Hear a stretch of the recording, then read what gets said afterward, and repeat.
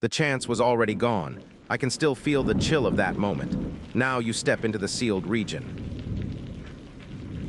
Shit, as he saw the moon slaughter devil sovereign swallow the petals of the Netherworld Udumbara Flower, Xianxia felt an intense chill wash over his entire body. In the end, the worst-case scenario had still presented itself in front of his very eyes. Not only had he missed the chance to get the desired Netherworld Udumbara Flower, the moon-slaughtered devil sovereign's wounds and powers would be recovering soon as well. Furthermore, this place was a region that was sealed shut, so even the primordial profound arc would not be able to teleport out of here. It also happened that Jasmine was not able to materialize in this place. So right now, this could be said to be the most cruel and desperate situation Xianxia had ever been in before. The moon-slaughtered devil sovereign who had swallowed the petals of the Netherworld Udumbara Flower threw his arms wide open in ecstasy as he shut his eyes and enjoyed the feeling of the Netherworld Udumbara Flower's power spreading through his body. An extremely soothing and comfortable feeling spread through his entire body, even down to depths of his soul, causing all the aches and pains that afflicted him to practically disappear. The dark energy in his body also seemed to be recovering quickly. Xianxia and the moon-slaughtered devil sovereign could both sense it clearly. At this moment, all the wounds on his body started to glow with a faint purple light. After that, the wounds began recovering at such an alarming speed that Xianxia was able to witness the flesh mending and knitting right before his very eyes. Ha ha ha ha! The moon-slaughtered devil sovereign laughed wildly. The moment he consumed the Netherworld Udumbara Flower was the moment of the greatest ecstasy for him. But this time, the feeling of ecstasy was far greater than it had ever been before. Once he thought of how Xianxia's desperate struggles would only lead to despair in the end, his heart was seized by an intense joy. Pathetic human. Let's see how long you can struggle against this king this time around. You will soon know the fate of those who have provoked and enraged this king. This king will let you experience the most dreadful purgatory in this world. Xianxia's whole body went cold as he sensed the moon-slaughtered devil sovereign's aura begin to rise dramatically. His guts sank as he saw those wounds close before his very eyes, but his mind still remained incredibly clear and focused despite the emotions washing over him. The more desperate a situation got, the more clear-headed he would become. Jasmine had said that given the moon-slaughtered devil sovereign's current state, he would be able to recover most of his profound energy and be healed of most of his wounds within a mere 100 breaths. However, he had only consumed 5 flower petals rather than the entire flower, so it should take longer than that. Even though being able to recover most of his energy and vitality just like that was truly astounding, in the end he still had 100 breaths, so he would not be thrown into the pits of despair just yet.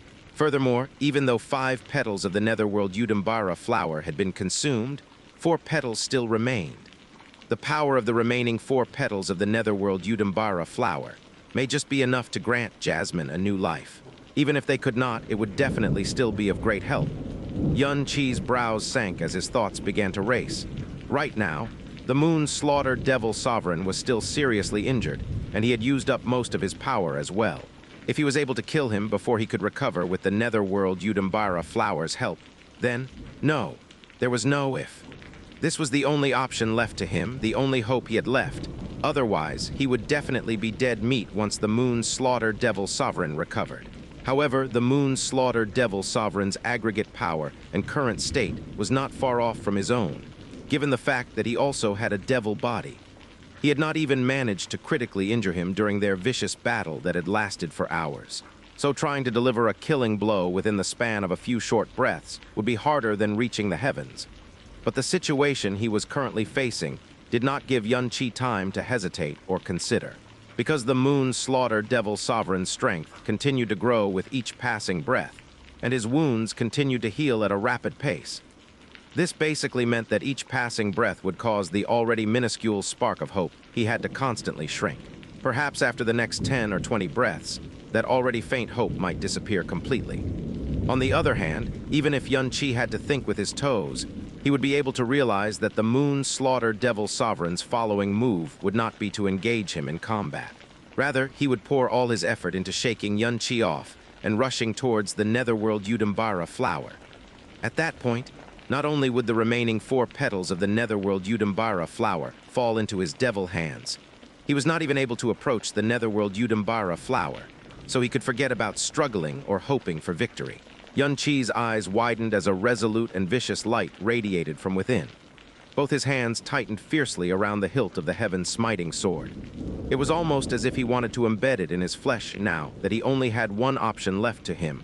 Xianxia tossed aside all thoughts of prices or aftermaths. "Moon Slaughter Devil Sovereign?"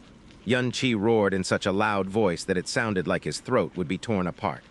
After a short pause, his speed explosively increased as he rushed towards the Moon Slaughter Devil Sovereign. "Xianxia, you..." Jasmine instantly realized what Xianxia was planning, and she swallowed her words of warning before they even left her mouth, because she knew that this was indeed the only option left to him. He had not choice but to stake his very life on this gamble. Even though it was extremely likely that he would explode on the spot, at least he could still grasp at that tiny sliver of hope. Evil God's fourth realm, rumbling heaven. Boom. An incredibly heavy rumbling sound resounded within Xianxia's profound veins. All of his profound entrances were fully opened as the evil god's profound veins instantly swelled to twice their usual size, and they were coming close to rupturing. At the same time, a wild and frenzied energy wave exploded from his body as they shoved aside all the surrounding darkness energy. The dreadfulness of this energy wave caused the wildly laughing Moon Slaughter Devil Sovereign to fly away as if he had been hit by a giant mallet. He flew through the air before smashing against one of the stone walls located in the very depths of the cave. The Moon Slaughter Devil Sovereign's laughter immediately grew strangled as he jerked his head upwards to look at Xianxia. The eyes that were filled with complacency and joy were now filled with an enormous dread. The Xianxia who had been rushing at him had disappeared, and what had taken his place was a man who was completely covered in blood. A blood person who was radiating a terrifying aura. Every single strand of his hair stood on end as flames burned around his body. And the profound energy that he was releasing was astonishingly dyed an eye-catching and alarming scarlet color. Both of his eyes seemed to have been dyed with blood, as even the whites of his eyes had turned a bloody red. Blood was spraying from his arms as countless alarming cracks started running through his skin, causing blood to spout from his body like a fountain. His entire body looked as if it had been stabbed thousands of times before it was dragged out of its own blood, and one could scarcely see any part of his body that was left unharmed.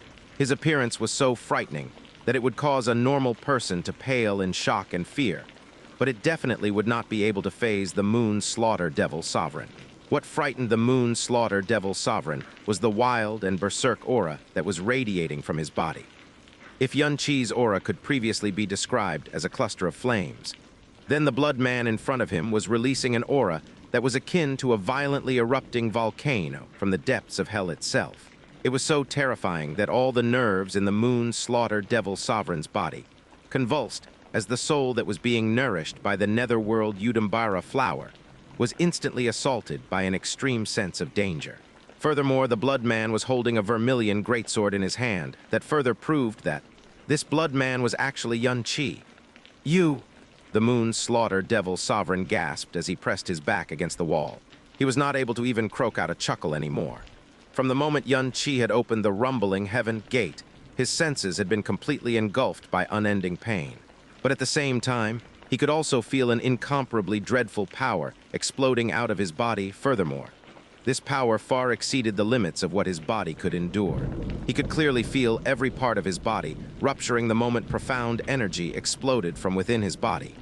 Even the world in front of him had turned blood red. Besides that blood red color, he could not see anything else, only the spark of an unextinguishable will was still firmly locked onto the Moon Slaughter Devil Sovereign's aura.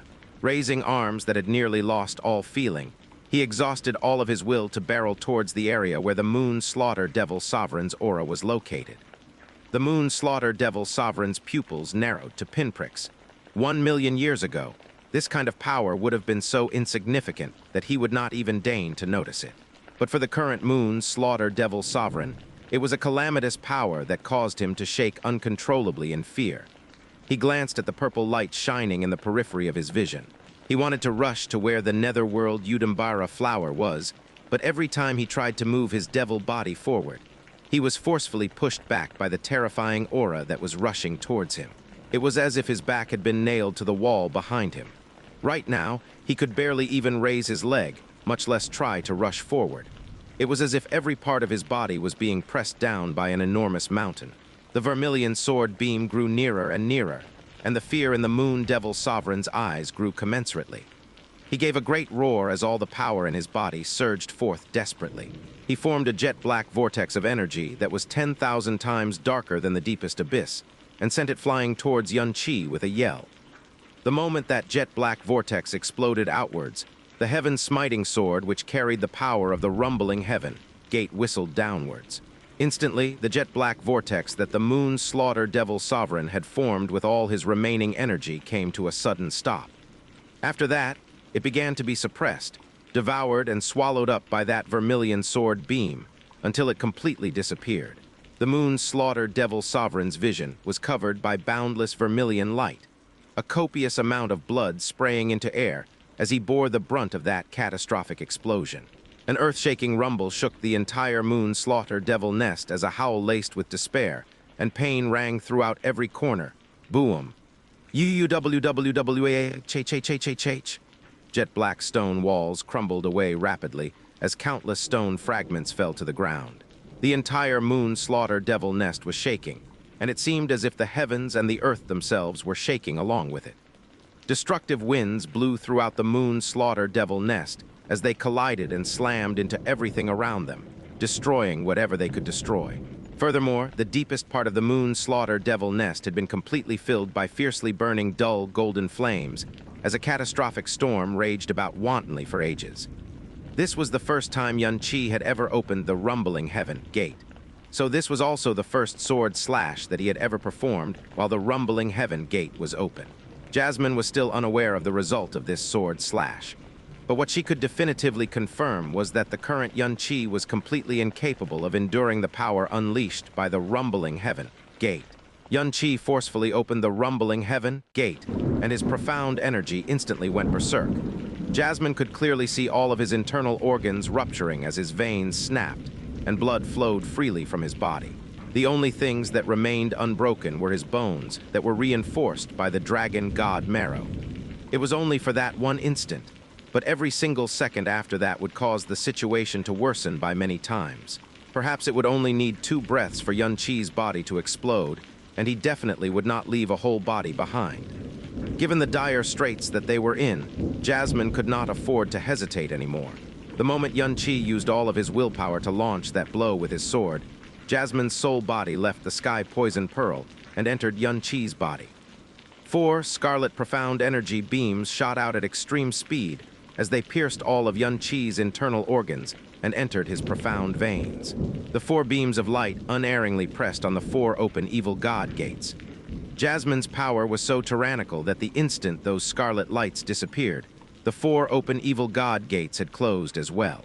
The berserking profound energy immediately began to fade away. Jasmine breathed a small sigh of relief before she hurriedly entered the sky poison pearl. Her soul form was deathly afraid of the devil energy within the Moon Slaughter Devil nest. Since Xianxia had been within the very depths of the Moon Slaughter Devil nest itself, it was natural that a small portion of that devil energy had seeped into his body. Even though Jasmine had only dwelt inside Xianxia's body for a brief moment, she felt an exceedingly unbearable feeling spread through her body the moment she re-entered the sky poison pearl. Jasmine swiftly went into meditation, and a long time passed before that unbearable feeling finally disappeared. She opened her eyes once more as she took a look at the world outside. The fires continued to burn, but they had grown much smaller than before. The wild windstorm and the constant shaking of the Moon Slaughter Devil nest had also come to a stop. Xianxia lay limply on the ground, the muscles of his blood-drenched body spasming and twitching. Every now and then, hoarse moans could be heard from his mouth, proving not only that he was still alive, but also that he still retained some semblance of consciousness. Xianxia, don't even try to stand up. Immediately focus on activating the Great Way of the Buddha instead, Jasmine quickly commanded him. Jasmine's voice caused the shuddering in Xianxia's body to lessen. He no longer tried to struggle. Instead, he closed his eyes and devoted all his remaining strength to activating the Great Way of the Buddha. He could see through blurry eyes that his body was completely covered in blood, yet he did not feel the slightest bit of pain. It was as if his entire body did not belong to him anymore. At the very end of the moon slaughter devil nest, more than 10 paces to the right of Xianxia, several small clusters of flame still continued to burn. Astonishingly, the thing that had been set aflame was the moon slaughter devil sovereign's devil body. The moon slaughter devil sovereign's left arm and both his legs had been severed from his body, lying strewn across the floor in scattered pieces. What remained was only his right arm, which could barely be considered intact. Furthermore, his entire body had been completely shattered. It was as if he was mud that had been trampled over by an entire battalion of soldiers. And even this mud was still slowly being burned up and consumed by the Golden Crow flames. This king, actually, the fingers on his right arm were trembling, and a voice that sounded as rough as sandpaper came from the immobilized head of the moon slaughter devil sovereign. That voice caused Xianxia's body to twitch. After that, he began to struggle furiously to get up. It was then that Jasmine's low voice rang out, "Don't worry about him. He's already been smashed to bits and pieces by you. The reason why he can still speak is because he is using the very last bit of his devil energy. He will very soon be even deader than dead." Xianxia's eyelids cracked open as his expression grew more relaxed. His lips curved slightly into a faint smile before he spoke with great difficulty. "Jasmine, thank you if not for you. HMPH, if not for me, you would have died an even uglier death than him," Jasmine said huffily. But this time, she did not scold Xianxia for forcing open the rumbling heaven gate, because it was really the only option left to him, the only hope that he could grasp at, and in the end, fate once again stood at Xianxia's side. His wounds were very heavy, and another practitioner would have died 100 times over. Still, these injuries were insufficient to condemn him to death, and could be recovered from in a fairly short period of time. "Moon Slaughter Devil Sovereign, do you have any words to leave behind?" Jasmine asked in a cold voice. "Cough!" The Moon Slaughter Devil Sovereign droned on in a voice filled with pain and despair. "Even the evil god's seal, which lasted for 1,000,000 years, was not able to kill this king, yet this king actually died at the hands of a pathetic human. HMPH. Even though the 1,000,000-year seal of the evil god was not enough to kill you, in the end, you still die because of his power. It looks like no matter how hard you struggled, even though your struggles lasted for 1,000,000 years, you were ultimately still unable to escape your fate of dying by the evil god's hand." Jasmine's cold voice was somber. The Moon Slaughter Devil Sovereign's impending death caused her to breathe a large sigh of relief, but her heart still held a gloominess that would not be easily dispelled. If they had not entered this place for the sake of finding the Netherworld Udumbara Flower, if Xianxia's peculiar characteristic of courting disaster had not acted up again and convinced him to stay behind, they would not have known that this place was actually hiding a devil from ancient times. She was unable to imagine the horrific outcome that would have occurred if the Moon Slaughter Devil Sovereign had continued to hide in this place, until the day he completely recovered the strength he had during his peak. Xianxia's all-or-nothing gamble to kill the Moon Slaughter Devil Sovereign was for the sake of preserving his own life and obtaining the Netherworld Udumbara Flower. But in the end, he had still killed a devil. Perhaps no one in this universe would ever know about it, but he had eradicated a giant calamity that would have engulfed countless of worlds in the future. "Eve, God," the Moon Slaughter Devil Sovereign mumbled before he began to laugh hoarsely. "Ha ha ha ha, do you really think that the evil god was truly a god? What? If the evil god wasn't a god, then could he have been a human or a devil instead?" Jasmine said with a cold and mocking laugh. "Even though you are at death's door, you're still a devil who has lived for over 1,000,000 years. But the only thing you want to say before you die is this pile of hilarious rubbish. Heh, heh heh." The Moon Slaughter Devil Sovereign continued to chuckle, but his laughter sounded rather bizarre. At this moment, his remaining arm trembled in the air as it slowly lifted up off the ground. The remaining devil claws began to stretch out wide as they started to emit a weak and faint black light. Jasmine's heart suddenly tightened with anxiety. Could it be that he still had some strength left? But she immediately relaxed once more. Even though Xianxia's wounds were extremely heavy right now, and he did not possess the ability to resist, he still had the protection of the Dragon God's bloodline and the Great Way of the Buddha. Even if the Moon Slaughter Devil Sovereign could release one final beam of devil energy, it would still not be enough to kill Xianxia. At most, it would merely inflict another wound on Xianxia's broken body. A jet-black orb that was around the size of a dragon's eye appeared in the middle of the Moon Slaughter Devil Sovereign's hand, which was wrapped in black light. His devil claws began to tremble as he spoke in a hoarse voice filled with resentment. Pathetic human being, who has also inherited the power of the evil god. This king will sacrifice his devil orb in order to consign you to eternal damnation. All of the remaining power in his broken body was gathered up in that trembling arm as he threw something forward. The jet-black devil orb flew through the darkness before coming into contact with Xianxia and directly burying itself inside of his body. This sudden and bizarre occurrence sent a jolt of alarm through Jasmine's heart, and she spoke in a low voice. "What was that? What did you throw at him?" "Ha ha ha ha, ha. The Moonslaughter Devil Sovereign began to laugh wildly, and his hoarse laughter was laced with pain, sorrow, and a warped and twisted joy. "UWA, ch. At this moment, a pain-filled moan suddenly came from Xianxia's mouth as his blood-covered body was suddenly covered in a weak and hazy black light furthermore. The aura that this light was releasing was shockingly a dark devil energy. Jasmine could not care less about the risk as her soul body swiftly left the sky-poisoned pearl and entered Xianxia's body once more. Her senses remained locked onto the jet-black orb that had entered Xianxia's body. To her shock, she discovered that it had actually buried itself into Xianxia's profound veins. It released a layer of black light as it sheathed his profound veins in a faint black glow. Jasmine stretched out a hand, intending to use her power to eradicate it. But the moment her finger stretched out, her heart and soul were shaken fiercely, and her face went white with shock. The devil aura radiating from this dark orb was not strong. It could even be said to be incredibly weak. It would not even be able to swiftly kill the current Xianxia, who was in an incredibly weak state. But the level of this devil aura was terrifyingly high. This was far beyond the scope of her knowledge and experience.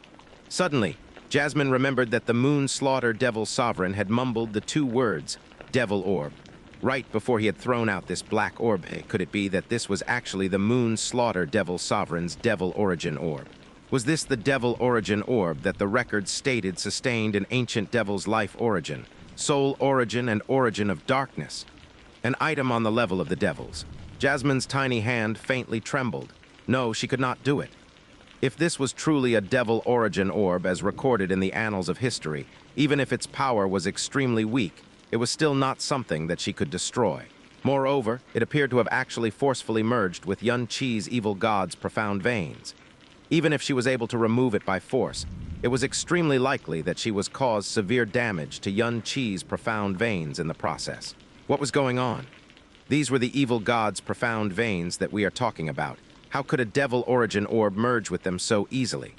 Could it be because the level of the Devil Origin Orb was so high, while the level of Xianxia's profound energy was too low, causing his profound veins to be unable to resist it? Jasmine's expression kept changing as she struggled with her thoughts.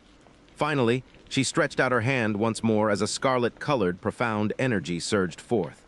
She reduced its power again and again. She repeated this process more than 10 times before finally pushing it into Xianxia's profound veins. After that, she carefully wrapped her profound energy around that jet-black orb. Immediately, the jet-black light was completely engulfed and covered by that bloody light, and the originally weak devil energy completely vanished as well. It had been thoroughly sealed away by Jasmine's powers. Jasmine let her arm drop as she swiftly returned to the sky-poisoned pearl. Sealing away this thing that was most likely a Devil Origin Orb was the only option she could think of at the moment. But in order to avoid harming Xianxia's profound veins, she did not dare to use too much power. So that seal would not last for very long. From today onwards, she would have to renew that seal from time to time. Moonslaughter Devil Sovereign. Xianxia could feel the intense changes that his body and profound veins were undergoing as he hoarsely gasped through gritted teeth. "What did you do to me? This king has given to you a great boon that you would never be able to obtain, even if you wished for it. Ha ha ha, ka." A spurt of black blood sprayed from the Moonslaughter Devil Sovereign's mouth, carrying away the greater part of his life with it. Xianxia growled through tightly gritted teeth, but he was still unable to stand up. "Don't worry, I have already sealed it away," Jasmine said coldly. Even though she had told Xianxia not to worry, her heart was exceptionally heavy.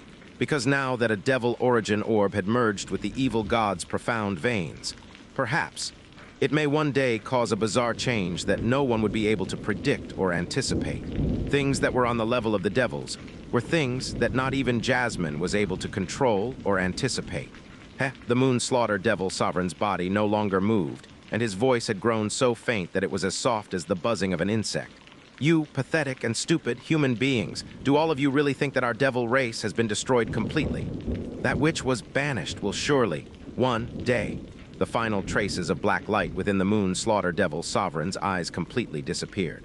This was the king of the eternal night devil clan, a devil who had escaped the calamity that had afflicted the gods and the devils during ancient times, a devil who had escaped the million-year seal of the evil god. But in the end, he had died at the hands of a human being, and he would forever lie in the eternal darkness of the moon slaughter devil nest. Is he dead? Xianxia asked with much difficulty. He's dead. His devil soul has dispersed, and before long, the golden crow flames will completely burn his body to ashes as well. Jasmine said as she sighed silently in her heart. But don't let anything distract you right now. You need to devote all your energy to healing your wounds.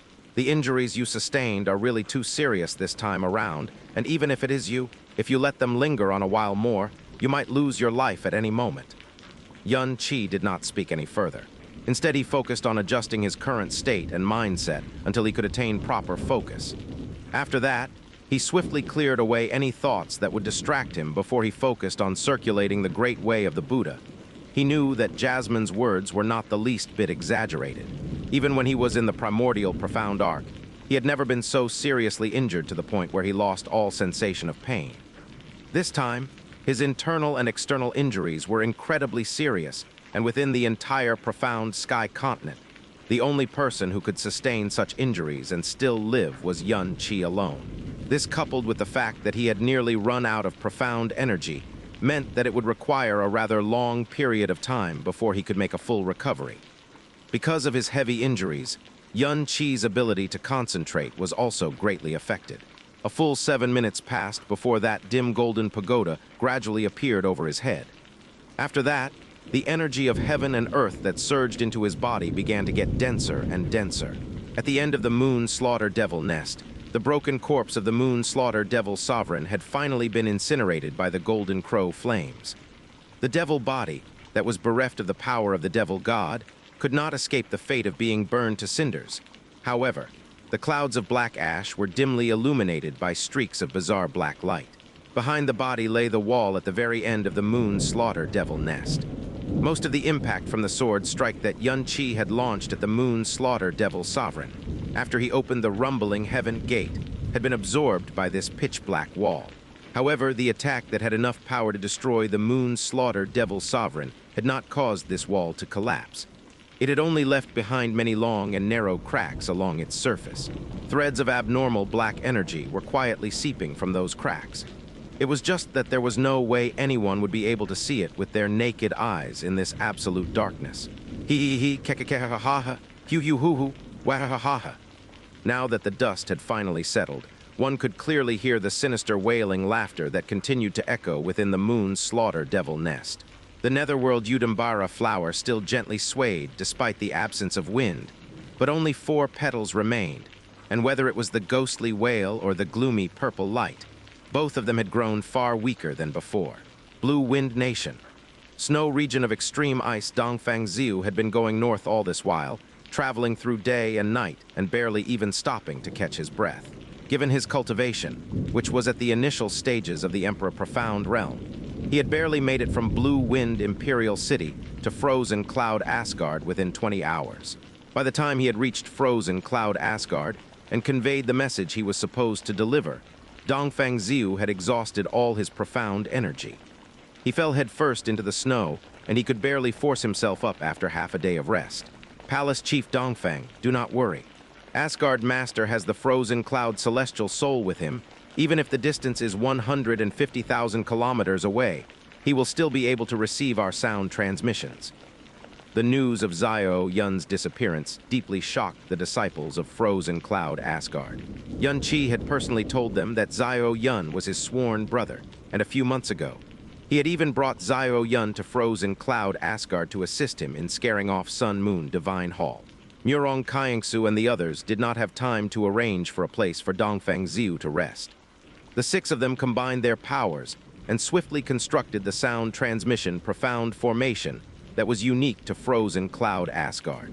Borrowing the power of the profound formation, they would definitely be able to send a sound transmission to Xianxia, who possessed the frozen cloud celestial soul, as long as he was still on the profound sky continent.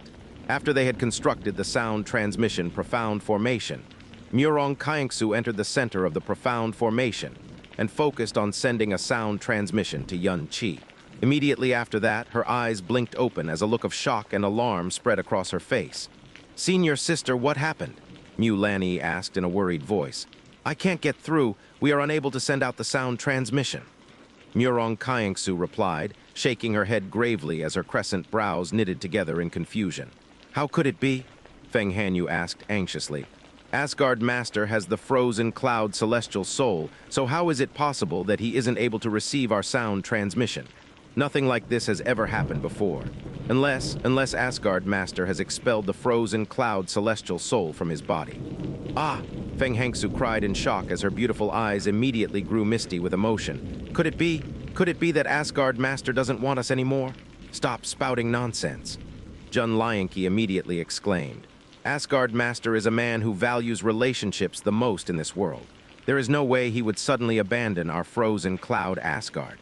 If he truly expelled the frozen cloud celestial soul from his body, the six of us should be able to sense it. My guess is that because Supreme Ocean Palace is located in the ocean that is 1,500 kilometers to the south of the southernmost part of the profound sky continent, it might be located outside the boundaries of the profound sky continent. So Asgard Master would not be able to receive our sound transmission. There is another possibility. That place is in the end still a sacred ground, so it should be covered by a powerful protective barrier, and that barrier might also block out sound transmissions. Another possibility I can think of is that Asgard Master is currently within the Moon Slaughter Devil Nest that he had mentioned many times before." Chu Yueli continued after Lianqi. "Asgard Master has told us this twice before. The main objective behind his trip to Supreme Ocean Palace is to enter the Moon Slaughter Devil Nest to look for something. Furthermore, that Moon Slaughter Devil Nest is the greatest forbidden ground in the entire Supreme Ocean Palace, so it is definitely covered by an extremely strong isolation barrier. Not being able to send a sound transmission to him is extremely normal in such circumstances. In short, let's not play wild guessing games with each other," Cang Yue said as she strode out of the profound barrier. She turned to Dongfang Ziu before she continued. "Palace Chief Dongfang, please rest here for the time being. You can send a sound transmission to Empress Cang Yue to update her on the current situation. There is definitely a reason that we cannot send a sound transmission to Asgard Master, but there is no need to get too anxious. After that, we will attempt to send a sound transmission every 2 hours, and I believe that Asgard Master will reply us before too long. If that is the case, then we will have to trouble you fairies regarding this," Dongfeng Ziu said in an extremely exhausted voice. Cang Yue and the others did as they said they would. They would reconstruct that profound formation and attempt to send a sound transmission once every 2 hours. Each time they performed the task, they intentionally increased the amount of profound strength they used, but the days passed, and there was still no reply from Xianxia. At this point, even the ladies of Frozen Cloud Asgard began to panic. Even though none of them said it out loud, every single one of them had a bad feeling that it was not only Xiao Yun that was in trouble right now. It seemed very likely that something had happened to Xianxia as well. Within the dark and silent world, Xianxia, who had sat quietly for an unknown period of time, suddenly opened his eyes as he asked in a strained and urgent voice, "How long was I in a trance for?" "More than 40 hours. Jasmine coolly replied. "What?" Xianxia shouted in shock as he jumped to his feet. That sudden action immediately tore open all the wounds in his body, causing his face to twist in pain as he uttered a low moan. Xianxia could completely recover from normal injuries in 2 days' time, even if they were considered heavy injuries for a normal person, but this time, things were different. Not only had he sustained grievous external and internal injuries, he had even damaged his foundation. So even though he had been quietly recovering from his injuries for more than 40 hours, only half of his injuries had healed, and he had also only recovered about 50% of his profound strength. "Why, are you afraid that you won't make it in time for the Devil Sword Conference?" Jasmine said as she gave cold snort. "HMPH, you haven't even completely recovered yet, and you still have to think about how you're going to break out of this place. So attending the Devil's Sword conference should be the last thing on your mind. No, it's not that, Xianxia said as he swiftly turned around. Those 4 points of gloomy purple light continued to slowly sway 300 meters from where Xianxia was. The moment he looked over at them, he could hear that sinister, soul-piercing, ghostly wail ring out. Besides the fact that it was missing petals, the Netherworld Udumbara Flower was exactly how Xianxia saw it initially. Even the 4 petals that remained still continued to shimmer with that purple light. It did not look like it had started to rot or decay in the least. Even from 300 meters away, the moment Xianxia laid his eyes on it, he could clearly feel its touch on his soul. "This is great," Xianxia said as he let out a long sigh of relief. "Master told me the Netherworld Udumbara Flower would only bloom for 3 days, and once those 3 days were up, it would wilt instantly.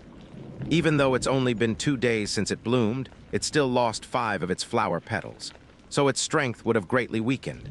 Given my knowledge of these rare plants and spirit medicines, I believe it will definitely wilt earlier than the recorded 3 days because of it.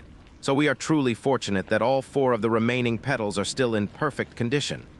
Xianxia could not help feeling antsy right now.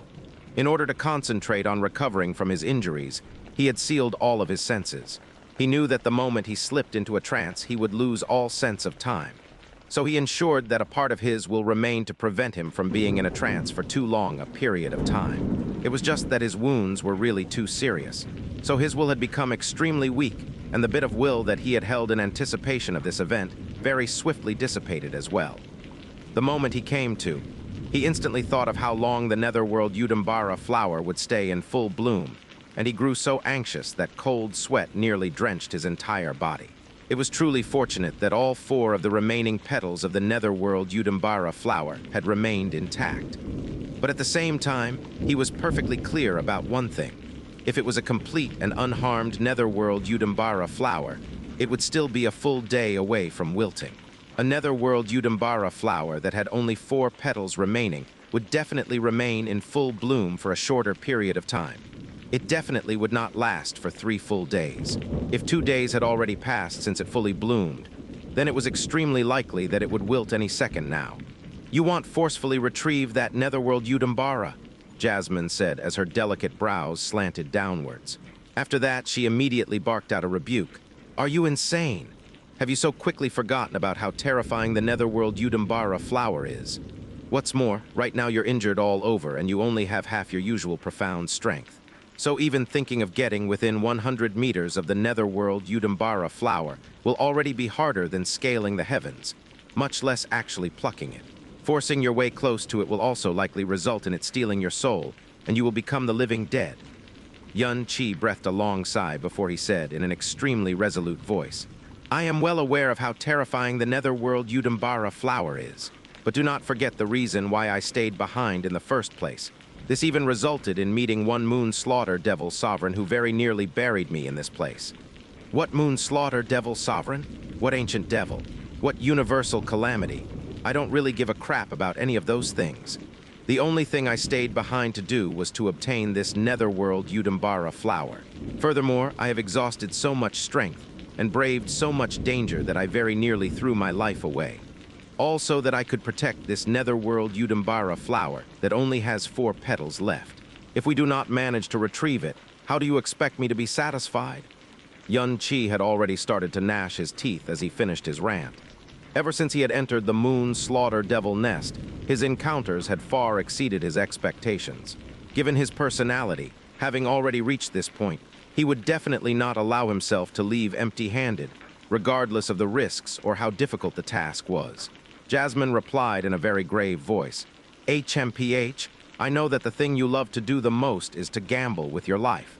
But you should still retain some self-awareness at the very least. 2 days ago, you personally experienced the might of the Netherworld Udumbara Flower, and it was when you were still very far away from it. Right now, your wounds haven't even healed, yet it seems like you've completely forgotten what it means to feel pain. Jasmine, tell me this one thing," Xianxia said in a very calm voice. "Is an incomplete Netherworld Udumbara with only 4 remaining petals enough to create a new body for you?" "No, of course not." After a short pause, Jasmine vehemently denied him. "An incomplete Netherworld Udumbara Flower and a complete one are worlds apart. If I want my body and soul to be perfectly united when this new body of mine is created, I definitely need a complete and perfect Netherworld Udumbara flower. Even if it was missing just one flower petal, it would not be of any use, much less a Netherworld Udumbara flower that is missing 5. So even if you decide to gamble your life and you really succeed in obtaining it, it will all be for nothing. Besides, you won't even be able to live to tell the tale if you do try to attempt it. Jasmine's words did not move Xianxia in the slightest. On the contrary, they caused Xianxia to focus even more intensely on the Netherworld Udumbara flower. You're lying to me. Lying to you? Jasmine's voice became cold. So now you don't believe even my words? No. Xianxia lightly shook his head. Jasmine, you are the person that I trust the most in this world. As long as it is something that you've said, no matter how unreasonable or outrageous those words may be, I will not doubt them in the least. Unless it was the words that you just said. Jasmine, you. Jasmine. Xianxia's voice became exceptionally soft and gentle. The year that we met, I was 16 and you were 13. You helped me rebuild a set of profound veins, took me as your student, and even used your foot to step on my head to force me to kowtow to you after that. We have been together every day and night, every hour and every moment. We can even clearly feel each other's existence with every breath that we take. And now, it has already been more than 7 years since we met. You, what are you trying to say? Xianxia's words caused Jasmine's voice to turn funny. What I'm trying to say is that we have spent 7 years completely tangled together. The time that I have spent with you is longer than the time that you have spent with your parents, longer than the time that you have spent with your precious big brother, longer than the time you have spent with any person in this world. So I know you better than anyone else does, just like how you know me better than anyone else as well. Jasmine, so right now, I could tell instantly whether you were lying or not. What's more, you don't even like to lie in the first place, so you're really not used to it. Normally, if you want to hide something from me, you'll simply seal your lips and refuse to speak a word more, and you will also deliberately make it known to me that you don't want to continue. Other than the time you sealed your own profound strength, you have never even tried to deceive or lie to me. That is also why your claim that you had sealed your own profound strength deceived me for such a long time. It was the only time that you had ever lied to me before this. Just now was the second time you tried to lie to me. But I am no longer the person I was 5 years ago, so I won't fall for your trick this time. No matter what, you definitely want to forcefully obtain those 4 petals, right? Jasmine's voice had undergone a faint change. It was as if some complex emotion had been layered into it. Fine, I was indeed lying to you just now. But it wasn't a complete lie. Even though a Netherworld Udumbara flower with only 4 petals remaining would be able to merge my body and soul together, it would not be able to perfectly merge the two. So in the end, it would only stay in effect for 20 to 30 years. What will happen after 20 to 30 years have passed? Xianxia asked in a stunned voice. It is highly likely that my body and soul would reject each other, and I would have no choice but to resume my current form. HMPH, I won't be so stupid as to endure the same kind of pain as Fen Juchen. So that's how it is, Xianxia said as he nodded heavily. This also means that it will grant you at least 20 years of independence and absolute freedom. After that, the worst-case scenario is that you would return to your current state. Then we definitely need to obtain this 4-petal Netherworld Udumbara flower. You, Jasmine snapped as her temper boiled over. She gritted her teeth within the sky-poisoned pearl as she said angrily, "You're really someone who won't weep until you are 1 foot in the coffin. Since that is the case, then go ahead and try. Go harvest that 4-petal Netherworld Udumbara flower. Let me see where you're getting that confidence from." Xianxia casually inspected his injuries before focusing his mind and striding towards the Netherworld Udumbara flower. Those 4 petals released an extremely bizarre and fantastical purple light. Once Xianxia was within 150 meters of it, he could clearly feel his soul being pulled in by formless hands. Xianxia ground to a stop, sucking in a deep breath of air before he spoke in a calm voice. "Jasmine, don't you worry. I'm not silly as to die because I overestimated my own strength. Besides, my life is still linked with yours. The reason my soul was nearly stolen by the Netherworld Udumbara flower the first time around was because I had not experienced its true terror yet, so I didn't prepare myself well enough. However, right now, I roughly know the method it uses to steal one's soul. This, coupled with the fact that it only has 4 petals left, makes the prospect of facing it much less terrifying than before. If I pour all my effort and strength into this attempt, it isn't guaranteed that I will fail. I also have the sky poison pearl with me, so as long as I can get near it, harvesting it won't be a problem at all. If the final result ends in complete and utter failure and I see no hope of succeeding, then I will give up. HMPH? Jasmine sniffed angrily as she replied. Anyways, I can't stop you no matter what I say, so I can't be bothered with you anymore. When you are being tormented to the point where you start begging for death later, don't blame me for not giving you ample warning. I get it. Both of Xianxia's hands slowly tightened into fists as his brows knit together tightly. In this lifetime, he was convinced that he would never be able to forget just how terrifying the soul-stealing ability of the Netherworld Udumbara Flower was. Now that he thought about it again, his entire soul started to shudder uncontrollably as an intense dread was birthed in his heart. If the thing placed in front of him was something else, even if it was a legendary treasure, a peerless, profound artifact, or even a mountain of divine crystals, he would turn around without a hint of hesitation and leave without even taking another look. Because he was definitely not willing to ever experience the pain of his soul being taken from him again. But what was in front of him was the Netherworld Udumbara Flower, the only Netherworld Udumbara Flower in this world. I will definitely succeed. Ha! Xianxia murmured before expelling an explosive shout. His entire body started burning with flames as he rose into the air, rushing with full force towards the Netherworld Udumbara Flower. The first time he had approached the Netherworld Udumbara Flower and was affected by its soul-stealing ability, all of the power in his body instantly dissipated. So this time, he wanted to see if he could use extreme speed to reach the Netherworld Udumbara Flower in an instant. Ding, the hellish purple radiance before him expanded, and the world suddenly fell completely silent. After that, innumerable icy needles crazily pierced his soul, while countless dark hands emerged from the depths of the abyss to tear apart every corner of his soul. Bang! Xianxia was thrown to the ground as he fell from the sky in a heap. All the flames on his body had been completely extinguished. His soul was being twisted and rent, and the enormous pain that accompanied it caused his internal organs, limbs, and the rest of his body to spasm uncontrollably.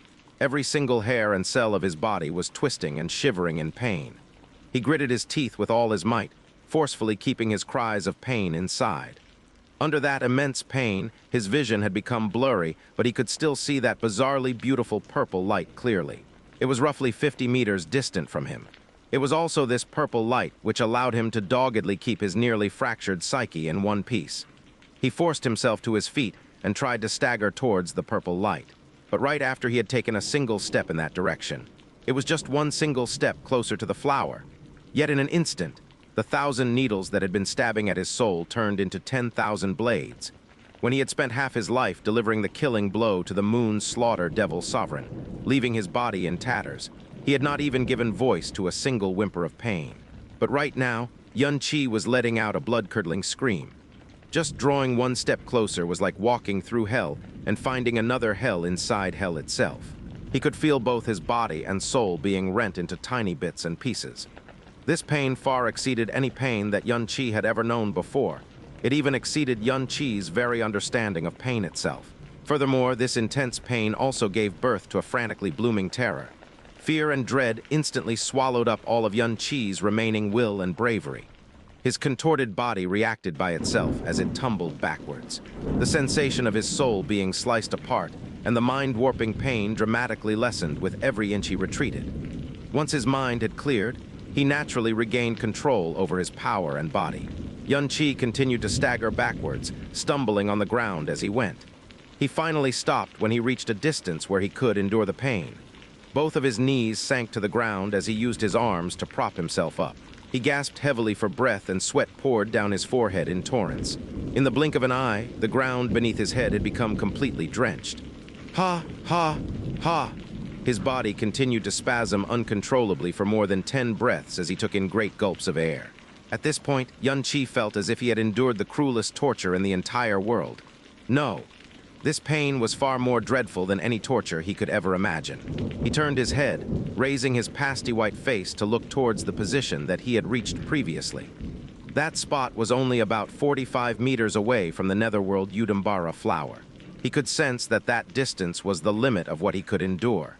If he tried to move forward, even if it was a single tiny step, he would be unable to endure the pain from that point on. He was also unable to imagine what kind of terrible hell awaited him if he continued to take yet another step forward.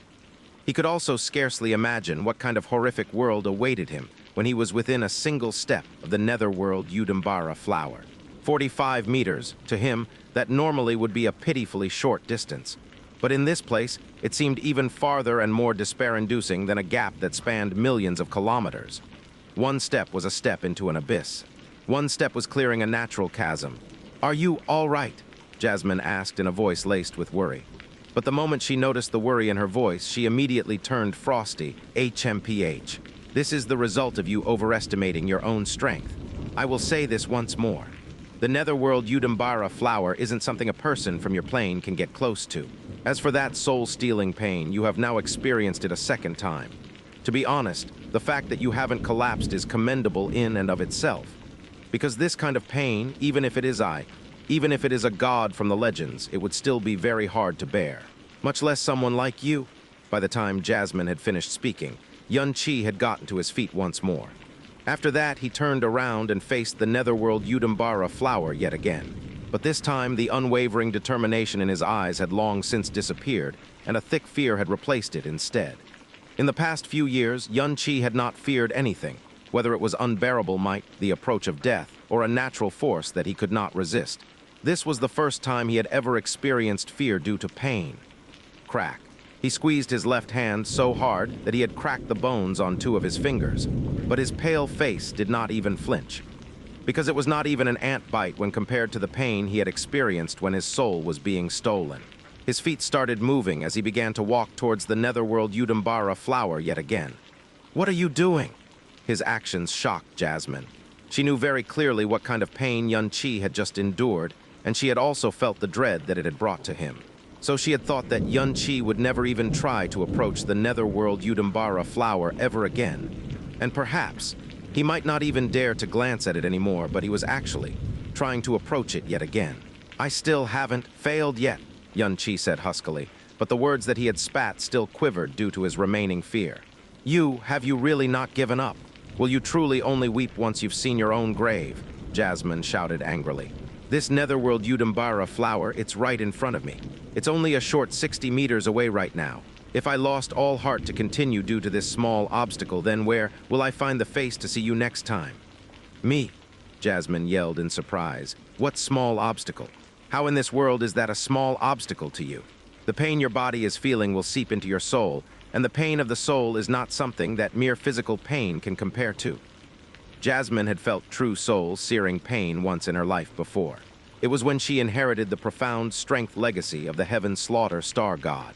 So she had a very clear understanding about this kind of pain. Even someone as powerful as her would tremble in fear every time she remembered that experience. And to this day, she still would not have the courage to go through that experience a second time. But for the sake of an incomplete Netherworld Udumbara Flower, Xianxia was willing to face that pain for a third time. Xianxia did not wait for Jasmine's response. With a loud roar, he rushed towards the Netherworld Udumbara Flower again while Jasmine was still stunned. 45 meters. This distance proved to be the bottleneck yet again. Once more, Xianxia felt all of the strength in his body dissipating as he fell to the ground in pain. He forcefully opened his eyes so wide that they seemed like they would explode, and he bit down so hard that his teeth nearly broke as he bounded a huge step forward.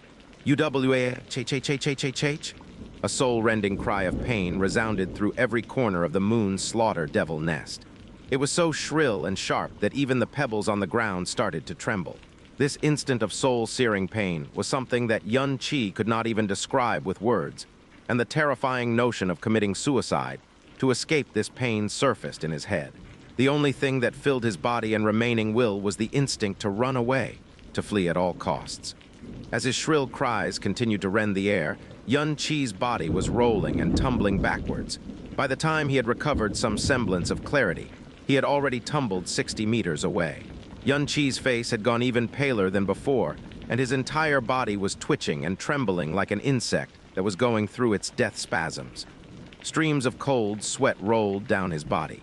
He tightly gritted his teeth. This time, it took an entire 30 breaths before his body finally stopped trembling. "That's enough, don't try that again. How many times do I have to tell you it's impossible for you to succeed?" You're only suffering for nothing." This time, Jasmine did not scold him, and one could hear a faint trembling in her voice. At first, she was completely convinced that no matter how strong a person's will was, the moment that person experienced the pain of one's soul being stolen, it would leave an eternal dark memory, and that person would not even have the courage to think about the experience. But Xianxia had thrown himself into the fray time and time again. His desperate actions were so extreme that it was akin to forcefully jumping into a deep abyss, which even the gods would fear repeatedly. It was not even to fulfill his own selfish desires. It was all for her. When Xianxia had endured those spatial storms within the primordial profound arc, what he had experienced was the most extreme physical pain. Jasmine admired his ability to endure all of it, but she was not too surprised by the end result. But comparing physical pain to pain of the soul, it was on an entirely different level, forcefully flensing the soul from the body. It was a process that was millions of times more painful than removing every single bone and blood vessel from one's body. Xianxia's hands pushed himself off the ground as he began to slowly stand up.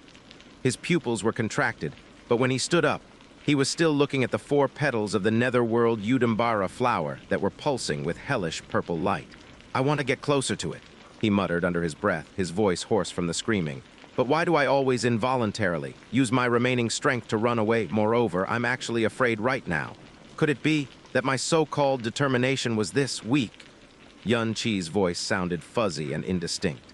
It was as if the Netherworld Udumbara Flower's soul-stealing ability was making him delirious. Jasmine immediately replied, "This has nothing to do with the strength of your will. In this world, there isn't anyone who can endure the pain of their soul being rent from their bodies. There is also no one who isn't afraid of this pain either.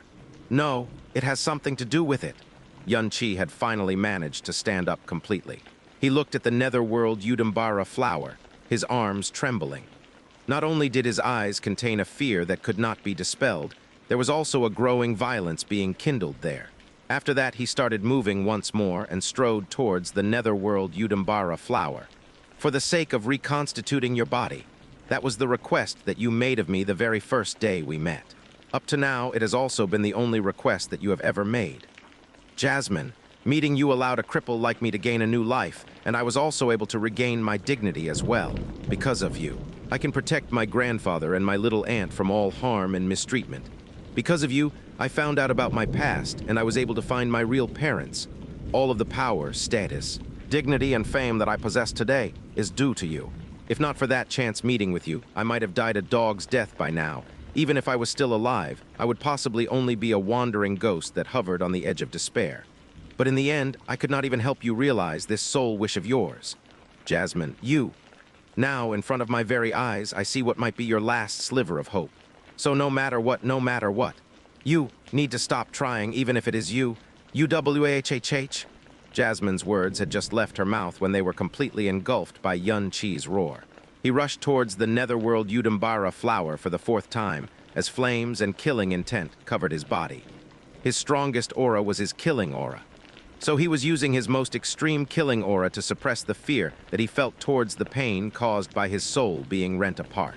In the blink of an eye, Xianxia had once again entered that 45-meter radius. This spot seemed to be the border of a devil's forbidden zone. No one would be allowed to take even one step inside. Xianxia was once again assaulted by the indescribable pain of his soul being rent apart. His entire body was contorting and spasming, but this time, he forced himself to stay upright.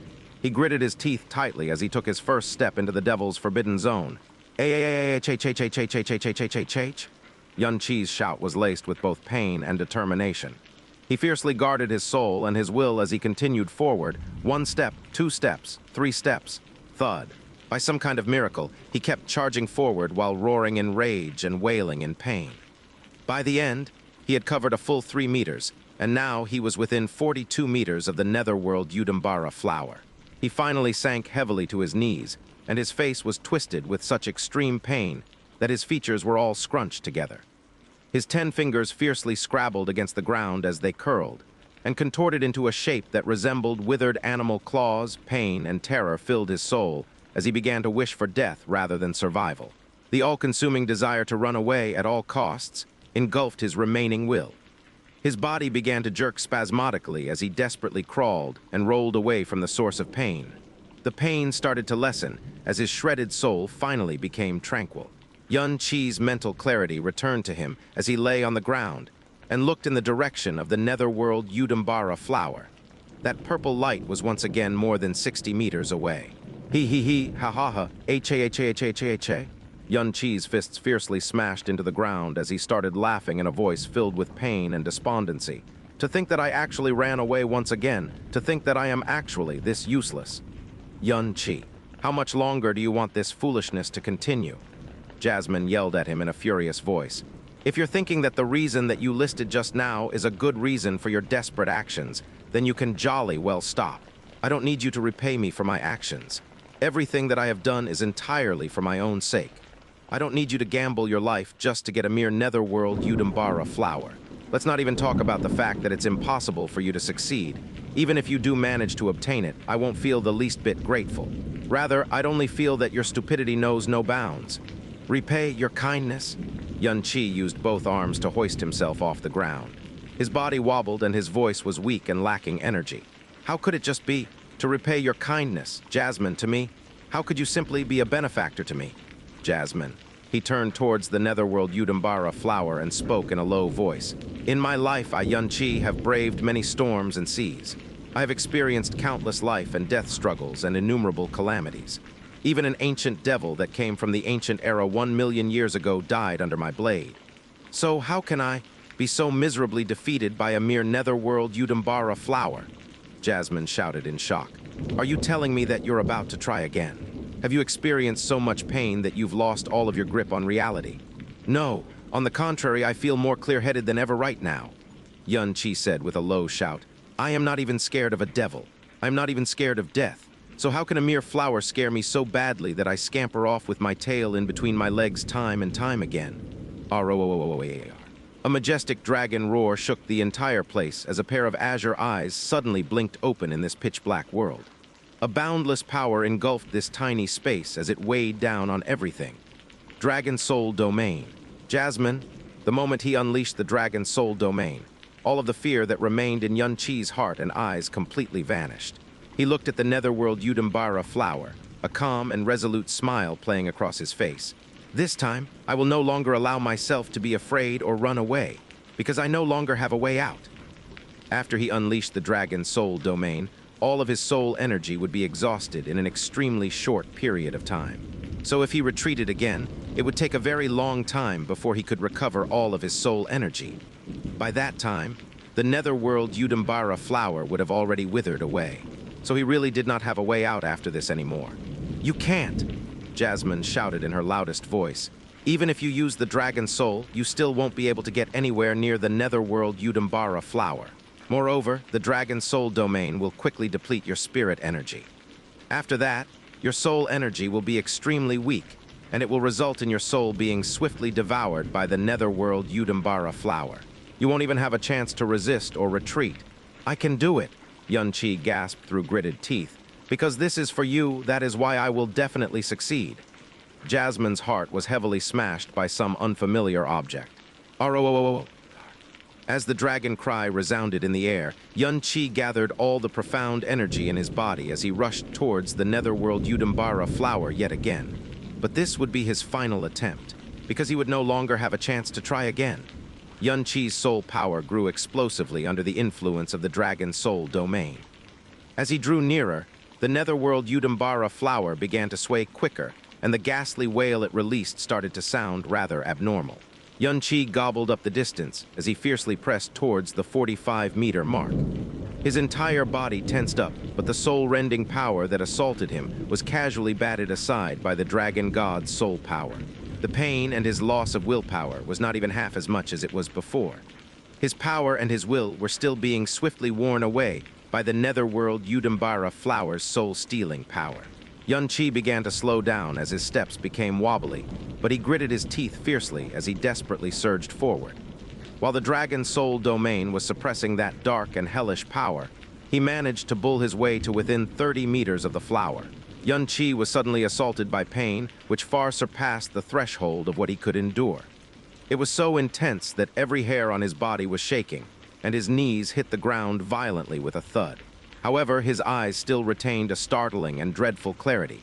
To be able to retain some semblance of clarity in this sort of situation could only be described as dreadful. Even if my soul is completely ripped apart, I will no longer retreat, not even half a step. UWHHH? His trembling, powerless arms swayed as he began to crawl towards that hellish purple light. The pain of his soul being torn apart caused him to begin to feel as if his arms and even his entire body did not exist. It was only by squeezing out the last bits of his willpower and determination that he was able to push his body forward. As he advanced, the terrifying feeling of his soul being torn apart and flayed from his body continuously increased. But he definitely could not retreat. Within the sky-poison pearl, Hunger was in deep slumber. The vicious battle with Moon's slaughtered devil sovereign seemed to have left her exhausted. So during the past 2 days when Xianxia had been recovering from his injuries, she had been sound asleep. Jasmine stood by Hunger's bedside, a stupefied look spreading across her face as she witnessed Xianxia's desperate struggle in stunned amazement. He was slowly crawling within that hellish purple light, and he had inched from the 30-meter mark to the 27-meter mark.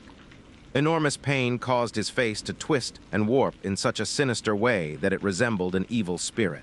Furthermore, the dragon god image behind his back was slowly but surely fading away as well. Suddenly, the dragon god image flashed and then started fading away at a startlingly fast pace. It seemed like it was about to collapse at any time. Jasmine's delicate brows jumped as she cried out involuntarily, "Xianxia, don't carry on any longer, hurry up and get back. Your dragon soul domain has almost reached its limit. You can still escape before it completely dissipates. If not, this is where you will meet your end." Xianxia did not reply, and he did not retreat.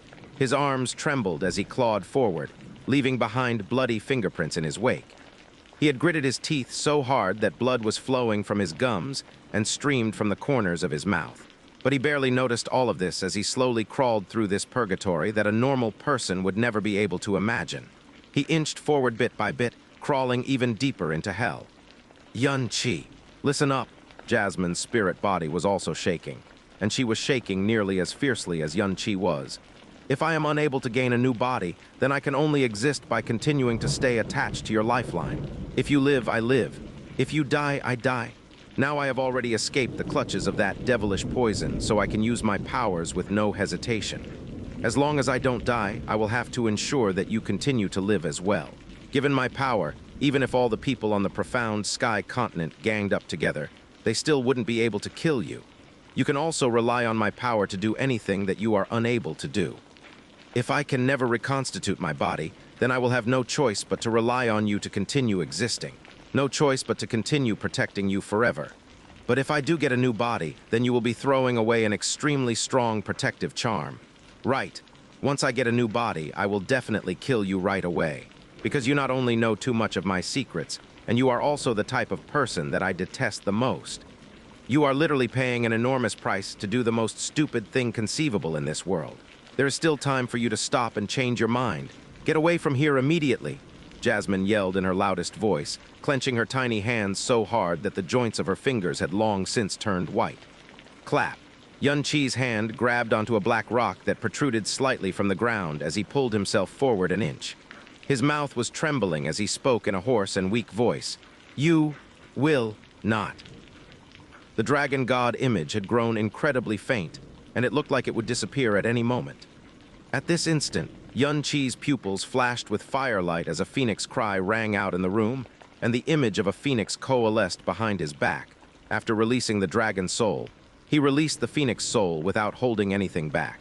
The weak dragon soul and the recently ignited phoenix soul combined forces to slightly weaken the soul-stealing power of the Netherworld Udumbara Flower. Xianxia gave a low roar as he rushed forward. During that burst of speed, he covered another 3 meters. Now he was only 21 meters away from the Netherworld Udumbara Flower. "Wah, what proof do you have that I won't?" Jasmine's strained voice showed that she was losing control over her emotions. She deeply inhaled as she forced herself to remain calm and composed. "Okay, fine. Could it be that you will only be content after you have dragged me down to the grave with you once you have been tortured to death by the pain of having your soul stolen? If you don't hurry up and get back to a safe spot, you will be dooming me as well. I endured so many years of that devilish poison, and it wasn't easy for me to get to this point. So if your stupidity today ends up causing my death, I will never ever forgive you, not even in our next lives." While the flames burned, the cry of the phoenix soul began to grow weaker and weaker. Xianxia was now only 18 meters away from the Netherworld Udumbara Flower. Even Jasmine was unable to believe that Xianxia could withstand this horrifying soul-stealing ability, and the pain of having his soul rent apart and come this close to the Netherworld Udumbara Flower. His miserable cries of pain had grown so hoarse that they barely even sounded human anymore. His actions were so weak that he resembled an old man who was at death's door. But his arms and his body continued to slowly crawl forward inch by inch. If the moon's slaughtered devil sovereign still lived, perhaps even he would not be able to believe the scene he was witnessing. "Jasmine," Xianxia murmured in a voice so low that even he could not hear himself clearly. "Believe me, I can definitely make it. You are even younger than me, yet from such a young age you could only rely on one person to live. I know just how painful and sad that kind of life is. Even though you are haughty, stubborn, foul-tempered, and you love to scold me, you have never allowed me to pity you. But I know that you desire freedom more than anything else. If we miss this chance, I don't know how many more years we will have to. I will definitely not." AAHHHH. Yet another resonant cry pierced the air. The image of the third divine spirit appeared behind Xianxia. The golden crow soul was also ignited by Xianxia. He was releasing all of his soul energy without any reservation. This explosion of soul energy allowed the now clear-headed Xianxia to stride forward yet again. By the time he fell to the ground again, he was only 15 meters away from the Netherworld Udumbara Flower. But these short 15 meters were the widest and most terrifying divide in the entire profound sky continent. At this point, anyone who had not personally experienced the same thing would never be able to imagine what Xianxia was currently enduring.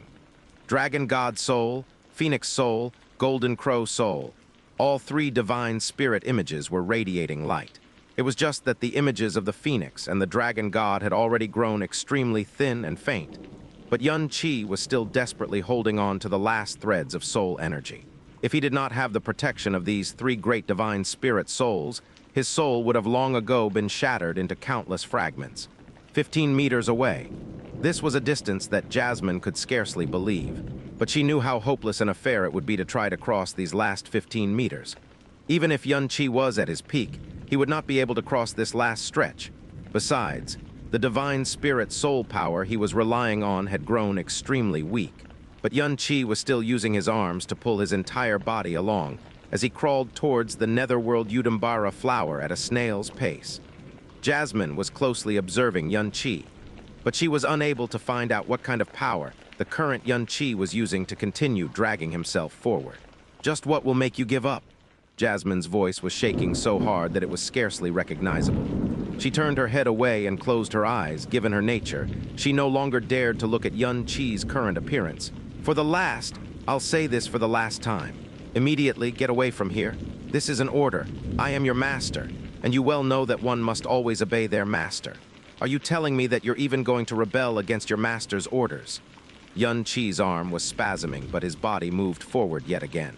His entire body was wriggling and jerking spasmodically, as if he was a dying bug wriggling the last of its life away. Behind him, the images of the Dragon God and the Phoenix had completely disappeared, and only the weak light of the Golden Crow image was still flashing. "A master's order cannot be disobeyed." Xianxia's eyes still remained open as his blood-stained mouth whispered those words. "But in my heart, you are not merely my master. You are also my Jasmine." Jasmine's body trembled. Her heart had grown completely muddled, as if something had exploded in the very depths of her soul. UUWAH. The Golden Crow image had also completely disappeared. The moment all three divine spirit images completely disappeared, Xianxia's body was suddenly lit up by flames, and under the firelight, one could also see a scarlet profound light. The 3 drops of Phoenix origin blood and the 9 drops of Golden Crow origin blood were ignited by him in that one instant. This was the second time he had ignited his divine origin blood ever since the duel that he had with Cang Yue all those years ago. The difference was that he had drawn the origin blood out of his body to ignite it the first time around. But this time, he had ignited it while the origin blood was still in his body. At the same time, he also resolutely opened the 4th gate of the evil god that caused him to lose half his life in those short 2 breaths of time. Rumbling, heaven! Like an insect on the brink of death, Xianxia fiercely rushed forward as cauterizing flames burned all around him. In an instant, he covered nearly 15 meters of ground. With his remaining will, he hazily ascertained the direction in which the purple light lay. He desperately thrust out his left hand, which flashed with a green light as he came into contact with the purple light, which resembled devil eyes. Bang! Xianxia heavily fell to the ground and stopped moving completely. All of the wounds that his body had just recovered from had all ruptured open, whether it was his internal or external wounds. Furthermore, those injuries were even worse than they had been. They were so serious that Xianxia had instantly lost consciousness as he lay there unmoving. The world within the moon's slaughter devil nest had finally descended into its dark, quiet solitude once more. Furthermore, it was an absolute darkness. Not a single thread of light continued to glow in this place. Jasmine dumbly stood in place. She neither moved nor spoke for a very long time. The only things one could see were 2 streams of wetness trailing down her snow-white face. They did not stop, the tears only streaming down faster and faster in the silence. Ooh, this isn't real, big brother, I don't want you to die, ooh, I don't want this, don't want this. Jasmine, don't cry, even if big brother isn't around, you must still continue to be strong, you still need to protect Cang Yue after all, she coughed, cough, cough. I understand. I will protect Cang Yue, I will protect her the same way big brother protected me. I must be strong, I must also kill that person, kill all of the people of that astral plane to take revenge for my brother. No, please don't visit your vengeance on her.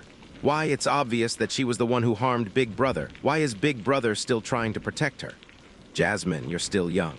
Once you've grown up, you will learn to truly love someone.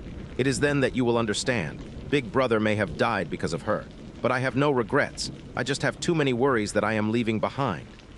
Jasmine, promise Big Brother this one last thing in the future. Once you've grown up, if there comes a day where you meet a man who is strong, treats you as good as Big Brother has, and is willing to give up anything for you, even his life, then get him to bring you far away from this place, forever, the further the better, so no one will be able to find you. No, I don't want in this world. There will never be someone who will treat me as well as Big Brother.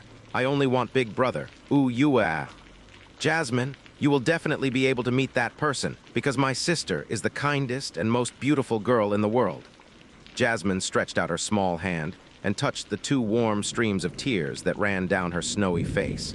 Perhaps it was because she had not cried since the death of her brother, and it had been far too long since then. As a result, too many tears had accumulated, and no matter how she tried to control them, those flowing tears simply refused to stop. Big brother, do you know, I've really met someone who fits that description. But how can I, big sis Jasmine, you're crying. While Jasmine was in a daze, she had not realized that Hunger had woken up. She stood by Jasmine's side, looking curiously at Jasmine's tear-stained face while racking her brains.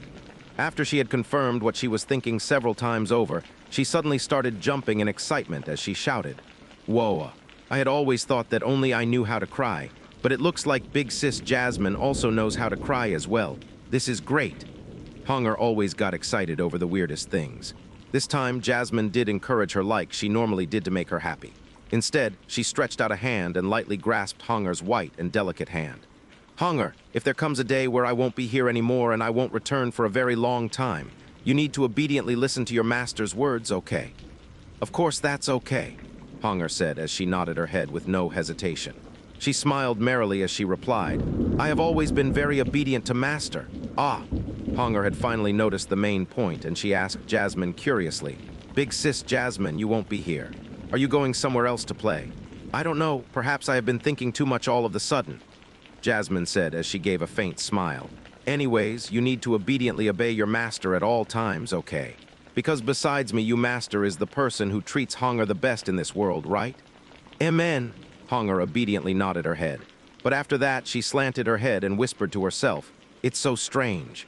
Big sis Jasmine seems really weird today. I don't care anymore. Big sis Jasmine, now that I've finished sleeping, my tummy is rumbling again. I want to eat lots and lots of delicious stuff." There was no sound and no light. Within the boundless darkness, Xianxia lay unmoving. Whether he still lived or if he had died was a complete mystery. Where is this place? Xianxia could only see a completely white world in front of him. "Husband!" Cang Yue's voice drifted into his ear. She appeared before him dressed in her phoenix robe. that soft and gentle expression that she would only show in front of him displayed on her beautiful and delicate face. "You need to take care of yourself. I will always be waiting for you in the Imperial City. I'll wait till the day you've fulfilled all of your wishes. Then I'll accompany you wherever you wish to go. I don't need anything else but you. Senior Sister Zuru, Yue." Xianxia did his best to stretch out his hand and grasp her soft shoulder. "Don't worry, I won't let you wait for too long. In this life, I've done too much wrong to you already, but I will definitely never forsake you." But his hand only passed through an illusion. "Little Chi, you're hurt again?" This time, it was Zio Linxi's sweet and gentle voice that rang in his ears. "It wasn't easy for us to reunite, so nothing must ever happen to you. If not, I really won't know how I'm supposed to continue living anymore. Little Chi, ooh. Little Aunt, don't worry, I'll be fine. After I leave this place, I'll immediately head back to Floating Cloud City." "What about me then? When will you come back and see me again?" An anger-filled voice rang out behind him. He turned around and saw the little demon Empress.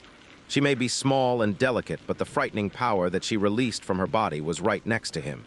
"You said you'd return shortly, but now you've been gone half a year and you haven't even sent me a single message. Are you tired of living?